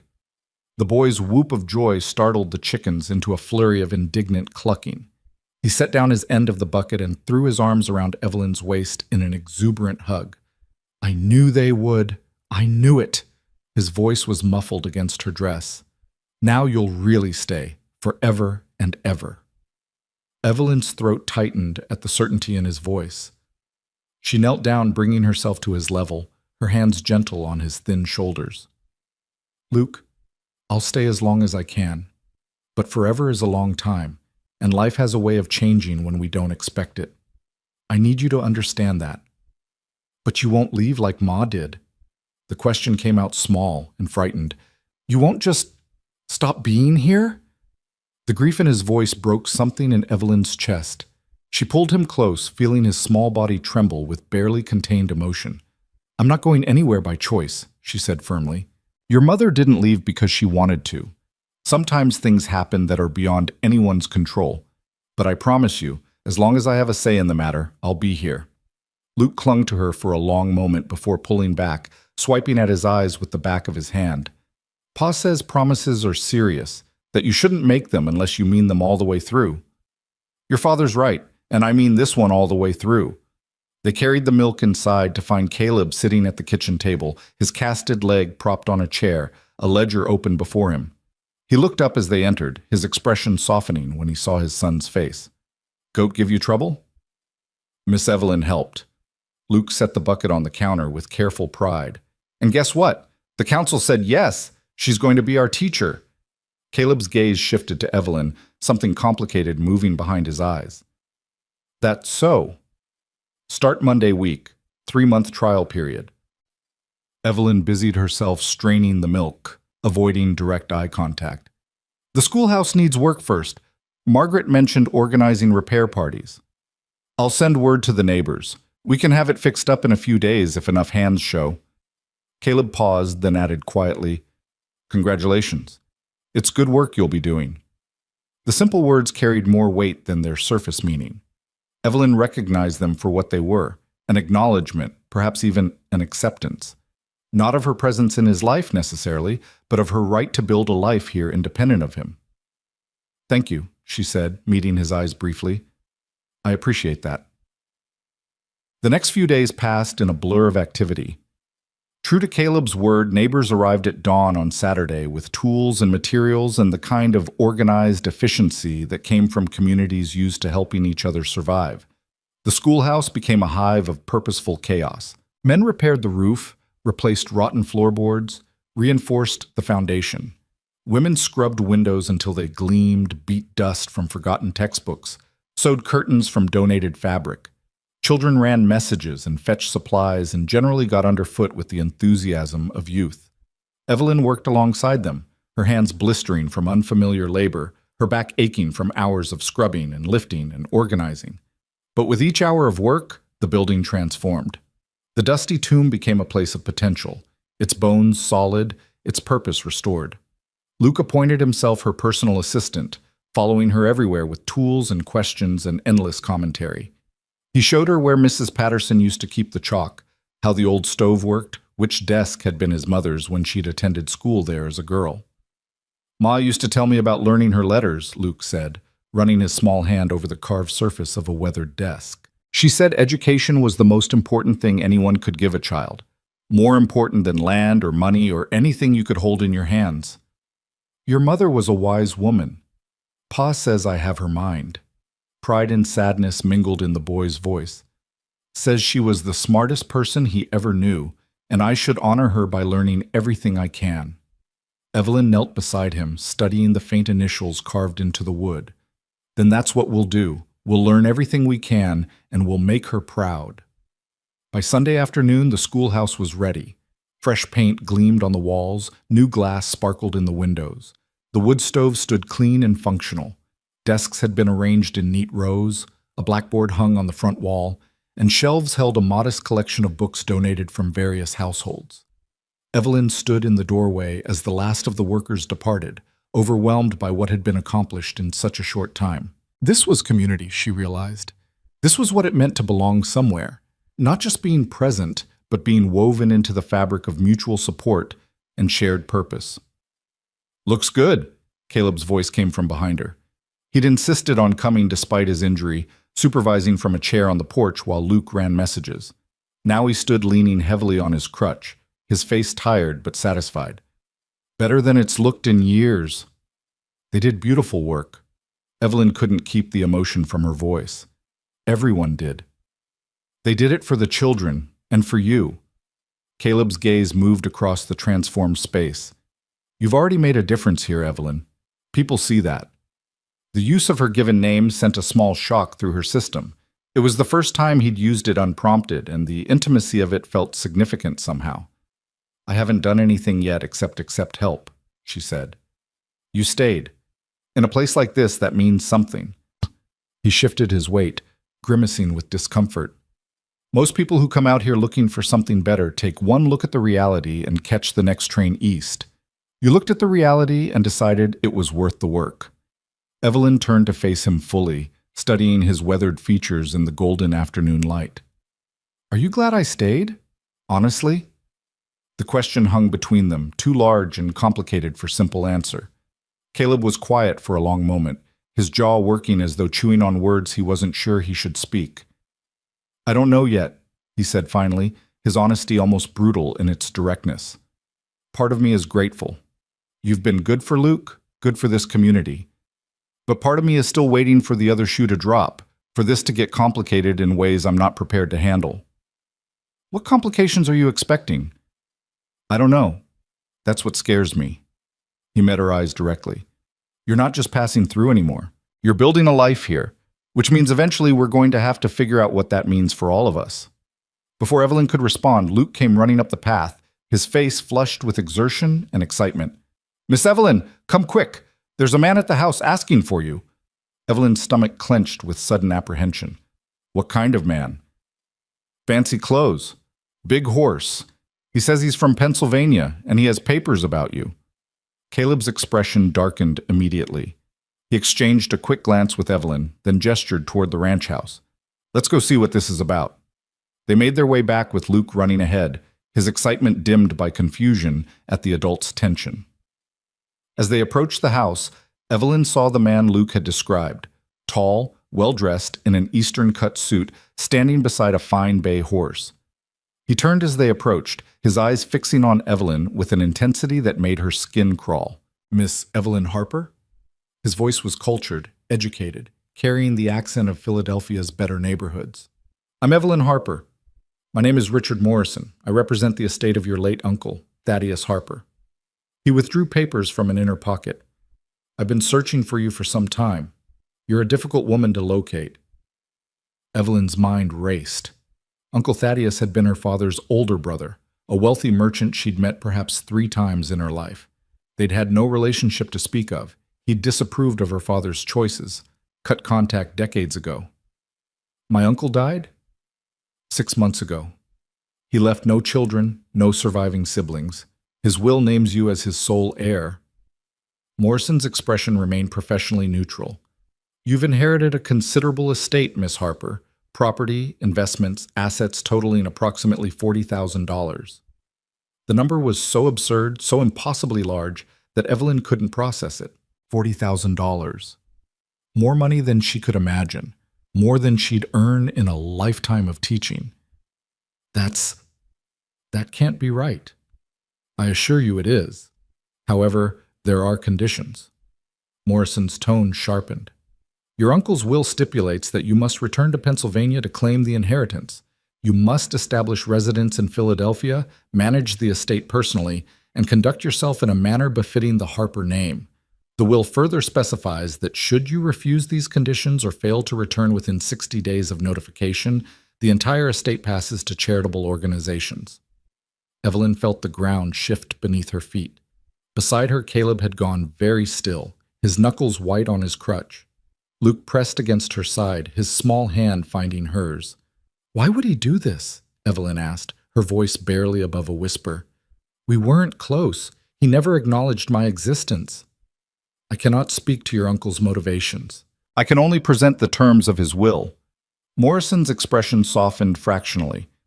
Miss Harper, this is a life-changing opportunity. Financial security, social position, a respected name. Surely you can see that's worth returning for. I have a position here. I've committed to teaching. Teaching in a frontier schoolhouse for $40 a month. Morrison's tone made it clear what he thought of that choice. Forgive me, but that hardly compares to inheriting a fortune. You'd never have to work again, never have to struggle or scrape by. You'd have everything a woman could want. Would I? Evelyn's voice had gone cold. Or would I have what my uncle wanted for me? A respectable life in a respectable city, conducted according to rules I had no hand in making? Miss Harper, be reasonable. I am being reasonable. I'm questioning whether money is worth giving up everything I've chosen for myself. She straightened her shoulders, feeling Caleb's silent presence beside her, Luke's hand tight in hers. How long do I have to decide?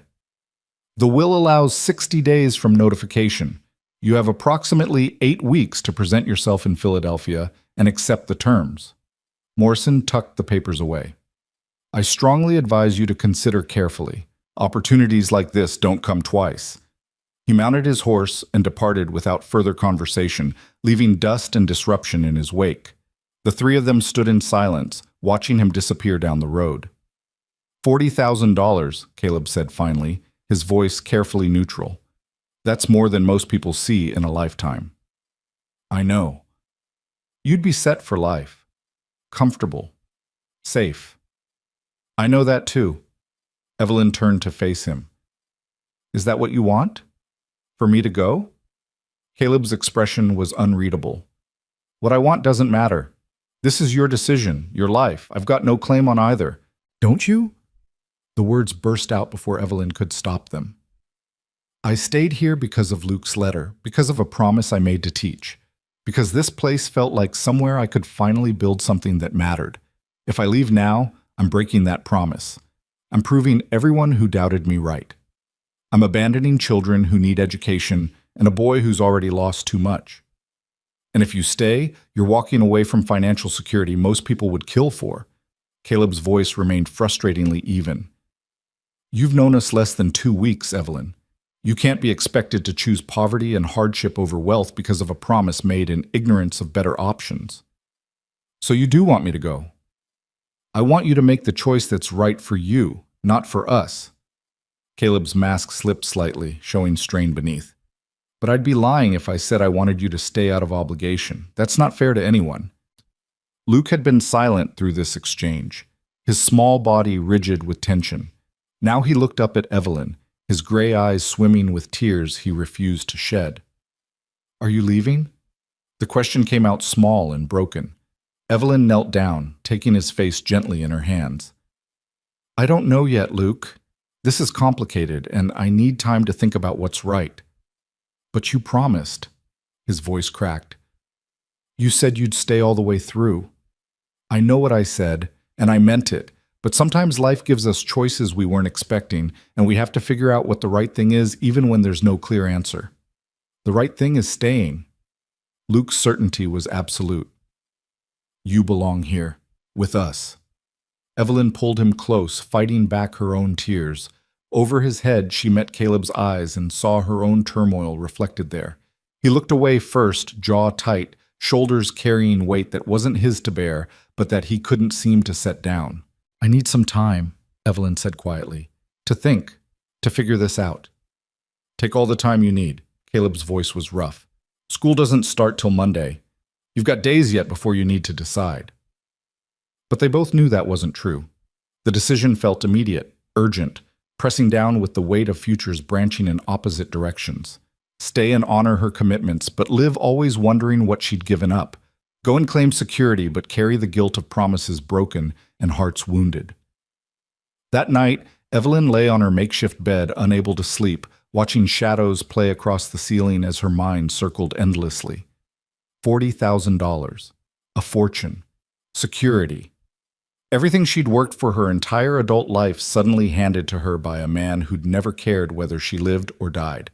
But against that wealth, she weighed Luke's small hand in hers, the satisfaction of the transformed schoolhouse, the beginning of belonging she'd felt in Red Springs. She weighed Caleb's cautious acceptance and the possibility of something more, given time. She weighed the choice between a life handed to her and a life she built with her own hands. Outside, a storm was building on the horizon. Thunder rumbled in the distance, and the first drops of rain began to fall, pattering against the roof like questions without answers. Evelyn closed her eyes and tried to imagine herself back in Philadelphia, dressed in fine clothes, managing her uncle's estate, living in respectable comfort. The image wouldn't come into focus. But when she imagined herself in the schoolhouse on Monday morning, children filling the desks, Luke in the front row with his careful handwriting, the future felt clear as glass. She knew then what her answer would be, knew it with a certainty that settled in her bones like truth. The knowing didn't make it easier, didn't erase the magnitude of what she'd be walking away from. But it made the path forward visible. and sometimes that was all anyone could ask for. Morning came with the clean smell of rain-washed earth and the pale light of dawn filtering through scrubbed windows. Evelyn rose before anyone else, dressed carefully, and walked the mile into Red Springs with her decision settled like a stone in her chest, heavy but solid. She found Richard Morrison at the boarding house, finishing breakfast with the careful precision of a man unused to frontier accommodations. He looked up as she entered, surprise flickering across his features before professional composure reasserted itself. "Miss Harper, I didn't expect to hear from you quite so soon. I've made my decision." Evelyn remained standing, her hands clasped in front of her to keep them steady. "Please convey my gratitude to the estate executors, but I'm declining the inheritance." Morrison set down his coffee cup with deliberate care. "You're declining $40,000. "I am." "May I ask why?" His tone suggested he genuinely couldn't fathom the reasoning. "This is life-changing money, Miss Harper, security beyond anything you could achieve on your own. It's also a life I didn't choose and don't want." Evelyn's voice was calm, certain. "My uncle spent his life building something that mattered to him. I respect that. But I'm not interested in inheriting his vision for my future. I'd rather build my own, even if it's smaller and harder and worth less in dollars." Morrison studied her for a long moment, his expression caught between respect and disbelief. "You understand this decision is final? Once you decline, there's no reclaiming the inheritance?" "I understand completely." "And you're absolutely certain? No doubts? No second thoughts?" Evelyn thought of Luke's face when he'd asked if she was leaving, of the schoolhouse waiting to be filled with children's voices, of Caleb's careful distance and the possibility of something more beneath it. She thought of the life she could build here with her own hands and her own choices, and the certainty only deepened. "No doubts," she said firmly. "Please proceed with distributing the estate to the charities my uncle specified. I'm sure they'll put it to better use than I would." Morrison gathered his papers with the resigned efficiency of a man who'd done his duty and could do no more. "Very well. I'll need your signature confirming your decision, and then my business here is concluded." The paperwork took less than 10 minutes. Evelyn signed her name in careful script, watched Morrison witness and seal the documents, and felt a weight she hadn't known she was carrying lift from her shoulders. When it was done, Morrison stood and extended his hand. "I think you're making a mistake, Miss Harper, but I admire your conviction." His handshake was firm, respectful. "I hope this frontier life you've chosen proves worth the sacrifice." "It already has," Evelyn said quietly. She walked back to the Box R with the sun climbing higher, burning off the last of the morning coolness. The desert stretched around her in all directions, vast and unforgiving and beautiful in its harsh simplicity. This was her home now, by choice rather than circumstance, and the knowing of it filled her with something close to joy. At the ranch, she found Caleb on the porch, his casted leg propped up, watching Luke attempt to repair a section of fence rail with more enthusiasm than skill. Both looked up as she approached, their faces carrying identical expressions of guarded hope. "You went to town," Caleb observed, his voice carefully neutral. "I did. Had business with Mr. Morrison." Evelyn climbed the porch steps, standing where she could see both their faces clearly. "I declined the inheritance. Signed papers this morning, making it official." The silence that followed was absolute. Luke's mouth fell open in shock. Caleb went very still, his eyes searching her face as though looking for regret or second thoughts. "You turned down $40,000, Caleb said slowly, as though testing the reality of the words. "I did." "Why?" The question came from Luke, his small voice filled with wonder and confusion. "That's enough money to buy everything. You could have fancy dresses and a big house and never have to work again." Evelyn knelt down to his level, taking his hands in hers. "Because fancy dresses and big houses aren't what make a life worth living. People do. Purpose does. Belonging somewhere because you chose it, not because circumstance forced you there." She smiled, watching understanding dawn in his gray eyes. "I promised I'd stay all the way through. That promise matters more than money ever could." Luke launched himself at her with enough force to nearly knock her over, his thin arms wrapping around her neck with fierce joy. "You stayed. You really stayed. I really stayed. Evelyn held him close, feeling his heart racing against her ribs. Now I believe you have a fence to fix before it falls down completely. The boy pulled back, grinning, and returned to his work with renewed energy. Evelyn straightened and found Caleb watching her with an expression she couldn't quite decipher, gratitude mixed with something deeper, more complicated. You didn't have to do that, he said quietly. Give up that kind of money for a teaching position that pays barely enough to live on. I didn't do it for the teaching position. Evelyn moved to lean against the porch rail, close enough to speak privately, but maintaining careful distance. I did it because, for the first time in my life, I'm building something that's mine. Not inherited, not handed to me, not determined by someone else's expectations. Mine.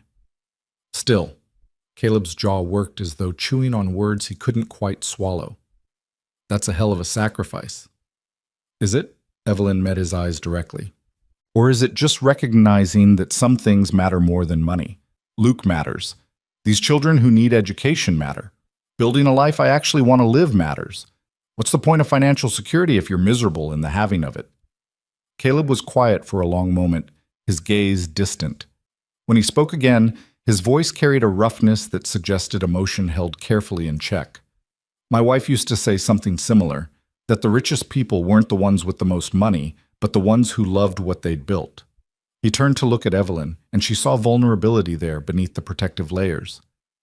I've been thinking about that a lot these past few days, about what it means to actually live instead of just survive. And what have you concluded? That maybe I've been surviving for too long. The admission seemed to cost him something. That maybe Luke's letter wasn't just a child's scheme, but something I needed without knowing how to ask for it. Evelyn's breath caught. Caleb, let me finish. He shifted his weight, grimacing with discomfort but not looking away. When you first arrived, I was terrified. Of change, of complication, of letting anyone close enough to be lost again. I told myself I was protecting Luke, but I was really protecting myself. And then you stayed anyway, despite having every reason to leave, and I realized I was being a coward. You're not a coward. You're a man who's been through hell and came out the other side still standing. Standing, maybe, but not living, not really. Caleb's voice dropped to something almost confessional. These past 2 weeks, watching you with Luke, seeing the way you fit yourself into this place like you were always meant to be here, it's shown me what I've been missing, what we've been missing. Evelyn's heart hammered against her ribs. What are you saying? I'm saying I'm glad you stayed. Not just for Luke, not just because we need a teacher, but because... He trailed off, struggling with words that clearly didn't come easily. Because you matter, to both of us, in ways I wasn't ready to acknowledge until I thought you might leave. The honesty in his voice, the raw vulnerability of the admission, made Evelyn's eyes sting with unexpected tears. She blinked them back, maintaining her composure through sheer force of will. I'm not asking for promises, she said quietly, or declarations or anything you're not ready to give. I'm here because I want to be, and that's enough for now. Is it? Caleb's eyes searched her face. Because you gave up a fortune to stay in a place where you've been treated with suspicion and judgment, where the man you came here for has been nothing but difficult and closed off.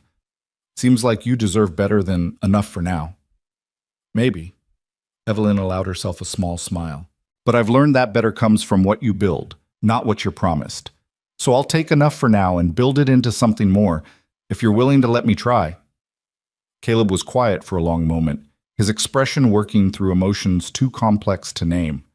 Finally, he reached out with his calloused hand, palm up, offering without demanding. Evelyn looked at that offered hand, weathered by work, strong despite recent injury, extended with a vulnerability that had clearly cost him to show. She placed her own hand in his, feeling the warmth and roughness of his palm, the gentle certainty of his fingers closing around hers. We'll figure it out as we go, Caleb said softly. No grand promises, no rushing into anything, just seeing what builds between us, given time. That sounds perfect.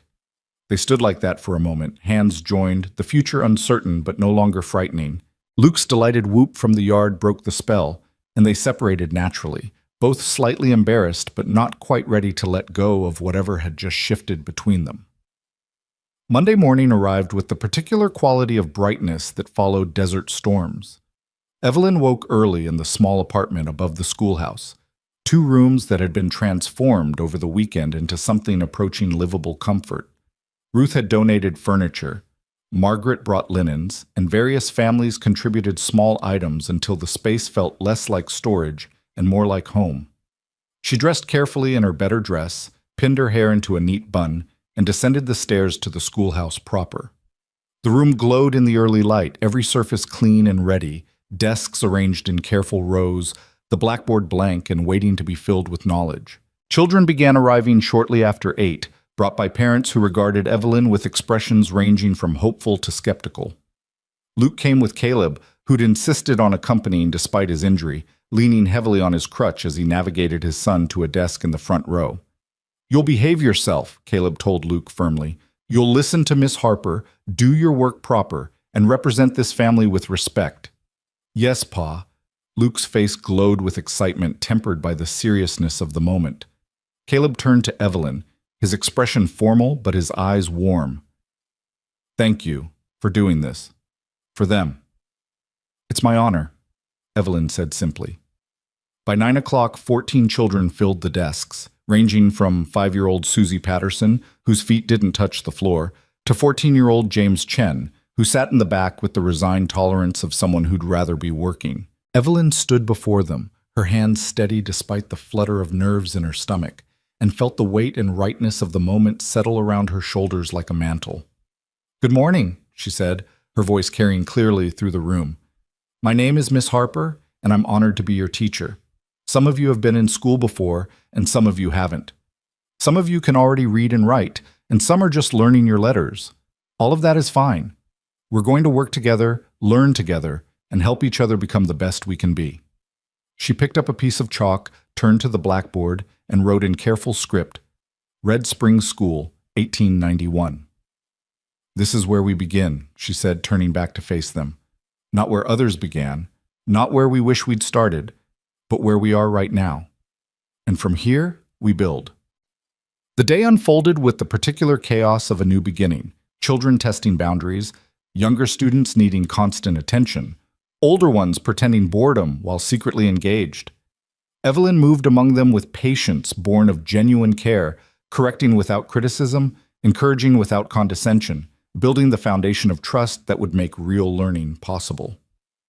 Luke absorbed everything with fierce concentration, his careful handwriting filling his slate with letters and numbers. During the noon break, while other children ate lunches and played outside, he approached Evelyn's desk with something clutched in his small hand. "I wrote something," he said shyly. "For you." Evelyn accepted the paper, unfolding it to reveal careful script that had clearly taken considerable effort. "Thank you for staying. Thank you for teaching. Thank you for being here. Love, Luke." The simple words, formed with such care and sincerity, made Evelyn's throat tighten with emotion. She knelt down, taking Luke's hands in hers. "Thank you for writing the first letter," she said softly. "The one that brought me here. It was the bravest thing anyone's ever done for me." "I'm glad I did it." Luke's smile was radiant, even if it made Pa mad at first. "He's not mad anymore." "I know." The boy's expression turned thoughtful. "He smiles more now. When he thinks I'm not looking, I think maybe he's glad too, even if he doesn't say it much." Evelyn thought of Caleb's careful confession on the porch, his offered hand, the vulnerability he'd shown despite his fear. "I think you're right." The weeks that followed settled into a rhythm that felt both new and ancient, as though the pattern had always existed and they were simply stepping into it. Evelyn taught during the day, her students gradually relaxing into the routine of learning, their initial wariness transforming into engagement. Even James Chen, the oldest and most reluctant, began staying after class to work on mathematics that clearly challenged and intrigued him. Evenings, she often took supper with Caleb and Luke, the three of them falling into an easy domesticity that required no labels or definitions. Caleb's leg healed slowly, his mobility increasing with each passing week. As he grew stronger, he began accompanying Evelyn on evening walks, the two of them talking about everything and nothing while Luke chased lizards or collected interesting rocks. They never discussed what they were building between them. It existed in glances held a moment too long, in hands that found each other naturally during those walks, in the comfortable silence that filled spaces between words. It was too new, too fragile to examine directly, so they let it grow in the spaces between intention and action, trust building one small moment at a time. 6 weeks after school began, Margaret Patterson convened another council meeting. Evelyn stood before the same weathered table, but this time the faces that regarded her held no skepticism, only satisfied approval. "Miss Harper," Margaret said formally, "the council has reviewed your performance as Red Springs' teacher. We've heard from families, observed the children's progress, and assessed the overall impact of reopening the school." Evelyn kept her expression neutral, though her heart raced with anticipation. "It's the unanimous opinion of this council that your 3-month trial period has been more than satisfactory." Margaret allowed herself a rare smile. "We'd like to offer you a permanent position with a modest salary increase to $45 monthly, effective immediately." Relief and joy flooded through Evelyn in equal measure. "I accept. Thank you." "No, Miss Harper, thank you." Margaret stood, extending her hand. "You've given these children something precious, not just education, but hope for futures bigger than this small town. That's worth more than we can ever pay you." The other council members echoed the sentiment, each offering congratulations and thanks. As Evelyn left the meeting, Ruth fell into step beside her, grinning. "Told you that you'd do fine. Margaret doesn't give compliments lightly." "I'm just glad they're satisfied." "Satisfied?" Ruth laughed. "Girl, they're thrilled. Half the families in town are talking about how their children actually want to go to school now. That's practically a miracle in these parts." They walked together through the gathering dusk, the desert air cooling rapidly as the sun descended. At the schoolhouse, Ruth paused, her expression turning more serious. "You know what you've built here goes beyond teaching, right? You've become part of this community's fabric, part of something bigger than lesson plans and arithmetic." "I know." Evelyn looked toward the box R, visible in the distance. "I feel it." "And Caleb, you two figured out what you're building there yet?" Evelyn felt heat climb her cheeks. "We're taking our time." "Nothing wrong with that. Man's been alone a long time, needs to remember how to let someone in." Ruth squeezed her arm affectionately. "Just don't take so long that you forget what you're working toward." That evening, Evelyn found Caleb waiting at the ranch, his leg finally free of the cast, though he still moved with careful deliberation. Luke was spending the night at a friend's house, the first time he'd been away overnight since his mother's death, and the house felt both empty and full of possibility. "I heard about the council meeting," Caleb said, leading her to the porch where 2 chairs waited. "Congratulations." "Thank you." Evelyn settled into her chair, accepting the glass of cool water he offered. "It feels official now. Like I'm really staying." "Were you still doubting it?" "Not doubting, exactly. But there's a difference between choosing to stay and being chosen to stay. The council made it clear I'm wanted here, not just tolerated." Caleb was quiet for a moment, his gaze fixed on the horizon where the last light was fading. When he spoke, his voice carried a weight that suggested he'd been building to this moment for some time. "I want you here too. Not just as Luke's teacher or a convenient presence, but—" He paused, struggling with words that clearly didn't come easily. "As someone I'm building toward, if that makes sense." Evelyn's breath caught. "It makes perfect sense. I'm not ready for grand declarations or promises I might not be able to keep." Caleb turned to face her, his expression open in a way she'd never seen before.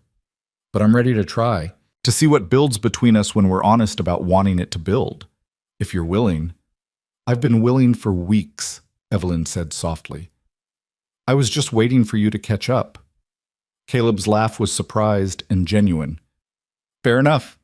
He reached for her hand and she gave it freely, feeling the now familiar warmth of his palm against hers. "So we're doing this? Really doing this?" "Really doing this," Evelyn confirmed. "Whatever this becomes." They sat like that as full darkness descended, hands joined, the future unfolding before them with all its uncertainty and promise.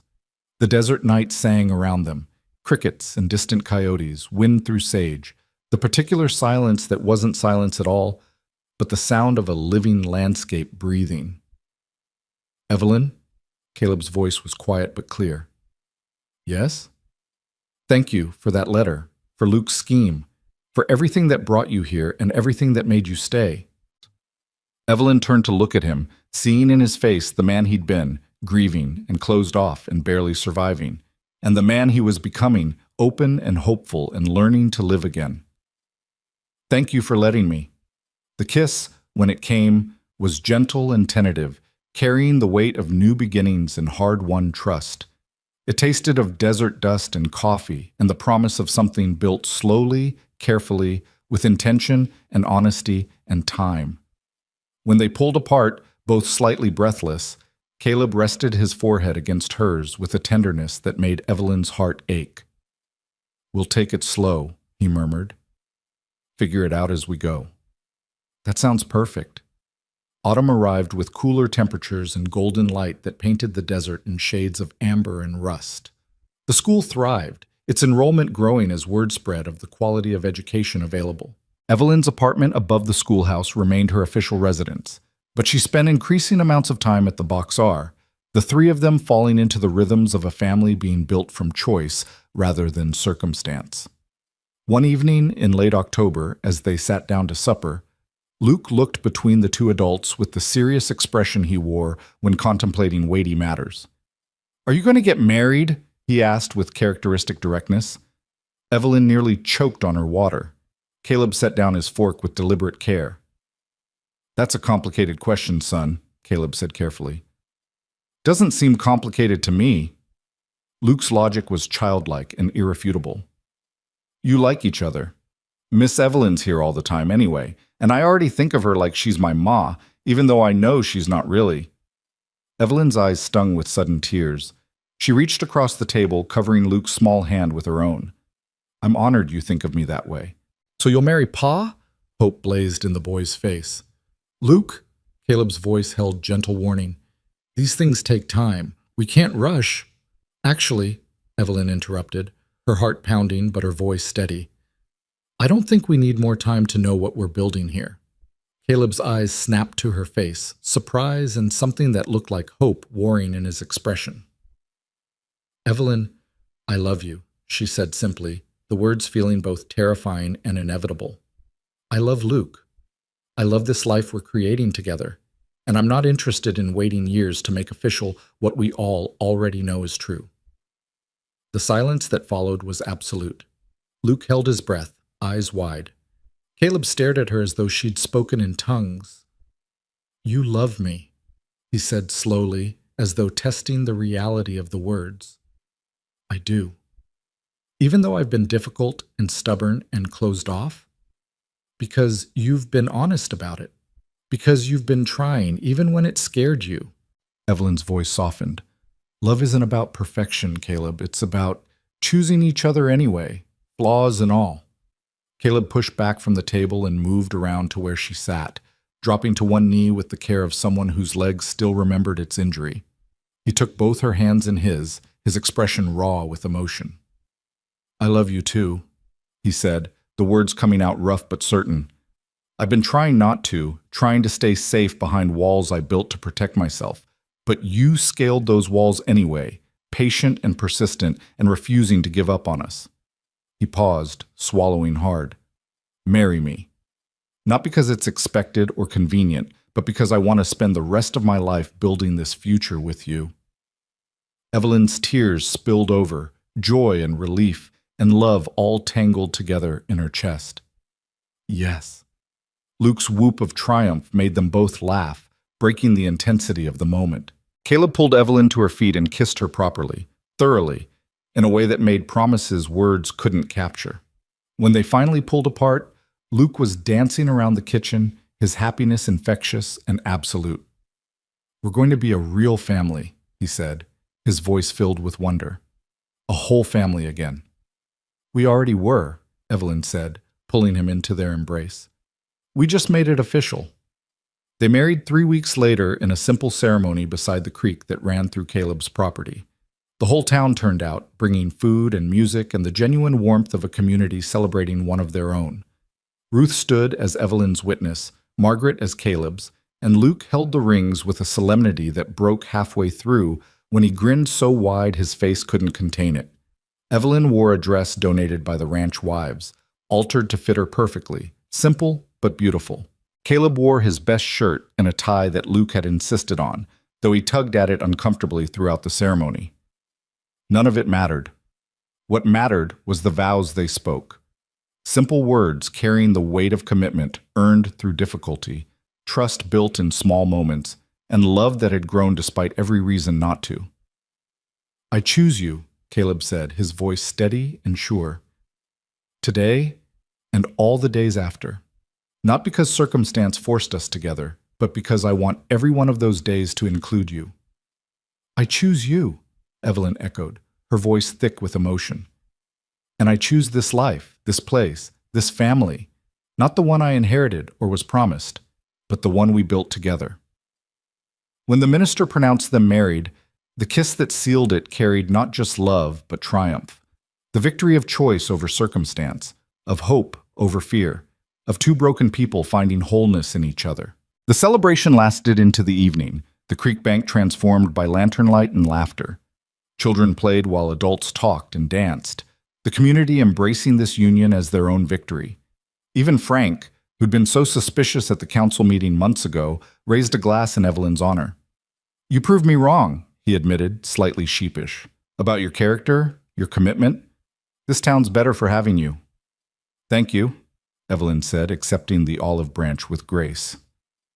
As the stars emerged and the party wound down, Evelyn found herself standing at the edge of the gathering, watching her new family, Caleb talking with neighbors, Luke asleep against Ruth's shoulder, exhausted by excitement. This was her life now, built from a child's faith and a man's reluctant trust, and her own stubborn determination to create something worth keeping. Ruth appeared beside her, 2 cups of punch in hand. "Quite a journey from that train platform to here." "The longest mile of my life," Evelyn agreed. "And the best." "No regrets about the inheritance?" Evelyn thought about it honestly, searching for any shadow of doubt or second-guessing. She found none. "Not even a little. Money can't buy what I have here." "No, it can't." Ruth raised her cup in a toast. "To choosing wisely, even when it looks like madness to everyone else." "To choosing it all," Evelyn countered, touching her cup to Ruth's. "That's the real gift."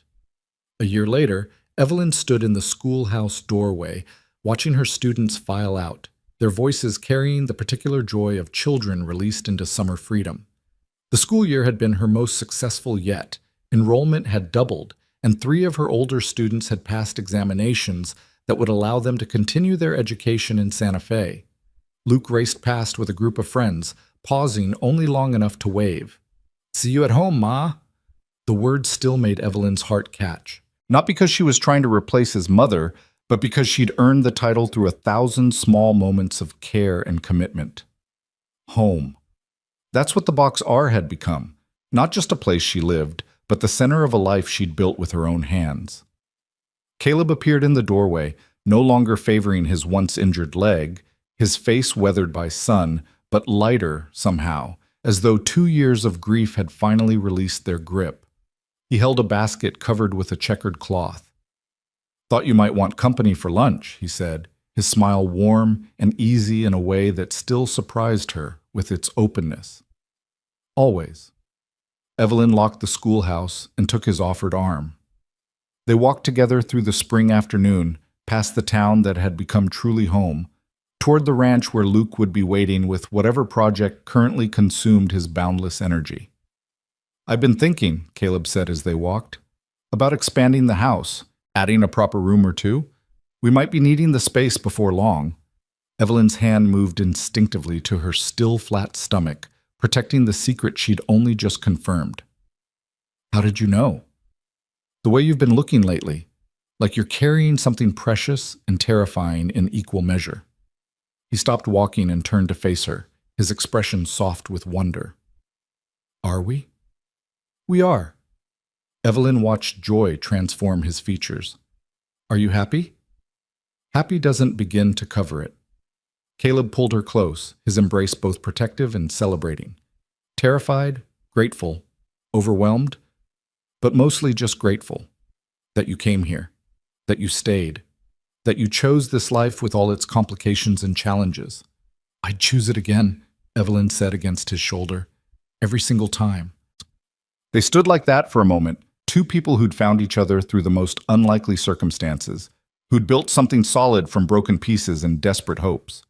Behind them, Red Springs went about its daily business, cattle lowing, hammers ringing, children playing, the sounds of a community living and growing, woven together by threads of mutual support and shared purpose.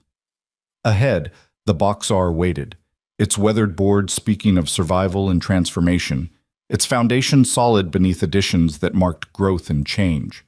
Luke would be there, probably covered in dirt from whatever adventure he'd invented, his face lighting up when he saw them approaching. Soon, there would be another child to fill those rooms with noise and life, another thread binding them together. Evelyn thought of the letter that had started everything, careful childish script expressing a need that no adult had known how to articulate. She thought of stepping off that train into judgment and rejection, of choosing to stay despite having every reason to leave, of building this life one difficult choice at a time. "What are you thinking?" Caleb asked, his voice gentle with curiosity. "That I'm glad Luke wrote that letter, that I'm glad I came and stayed and chose this instead of what I thought I wanted." She looked up at him, seeing in his face her future, their future, stretching out with all its uncertainty and promise, that sometimes the best things in life are the ones we never knew we were looking for. Caleb kissed her forehead, a gesture that had become their language for things too big for words. "Come on. Luke's probably wondering where we are, and there's cold chicken and pie waiting." They walked the rest of the way in comfortable silence, their hands linked, the afternoon sun warm on their shoulders. The life they'd built wasn't grand or remarkable to outside eyes, just a ranch, a school, a family formed from necessity and choice in equal measure. But it was theirs, earned through honesty and patience and the courage to believe that sometimes the right choice was the hard one. That evening, as the three of them sat on the porch watching the sunset paint the desert in impossible colors, Luke leaned against Evelyn's shoulder with the comfortable trust of a child who knew he was loved. "Tell me the story again," he said, "about how you came here." Evelyn smiled, her hand finding Caleb's, their fingers intertwining with practiced ease. "Once upon a time, a very brave boy wrote a letter he wasn't supposed to write. And that letter brought someone who was lost looking for home to a place that needed her just as much as she needed it." "And they all lived happily ever after?" Luke asked, though he knew the answer. "They built happily ever after," Evelyn corrected gently. "One day, one choice, one act of courage at a time. And they're still building it right now, together." Luke nodded, satisfied with this version that acknowledged both the work and the worth of what they'd created. The desert night descended around them, vast and star-filled and infinite with possibility. Tomorrow would bring new challenges, new choices, new opportunities to prove that the life they'd built could weather whatever came. But tonight, they simply sat together, a family not bound by blood or obligation, but by choice and commitment and the particular kind of love that grows when you choose each other daily, deliberately, despite all the easier paths not taken. The ranch breathed around them, solid and welcoming, speaking its own language of home and belonging. And in that moment, Evelyn Harper Rowan knew with absolute certainty that she'd made the right choice. Not the easy one or the expected one or the one that made sense to anyone looking in from outside, but the right one. The one that led here, to this porch, with this man and this child, and the future growing inside her, building something that mattered more than money or security or any inheritance she could have claimed. She'd come to New Mexico looking for a future someone else had promised. Instead, she'd found one worth building herself, and that made all the difference.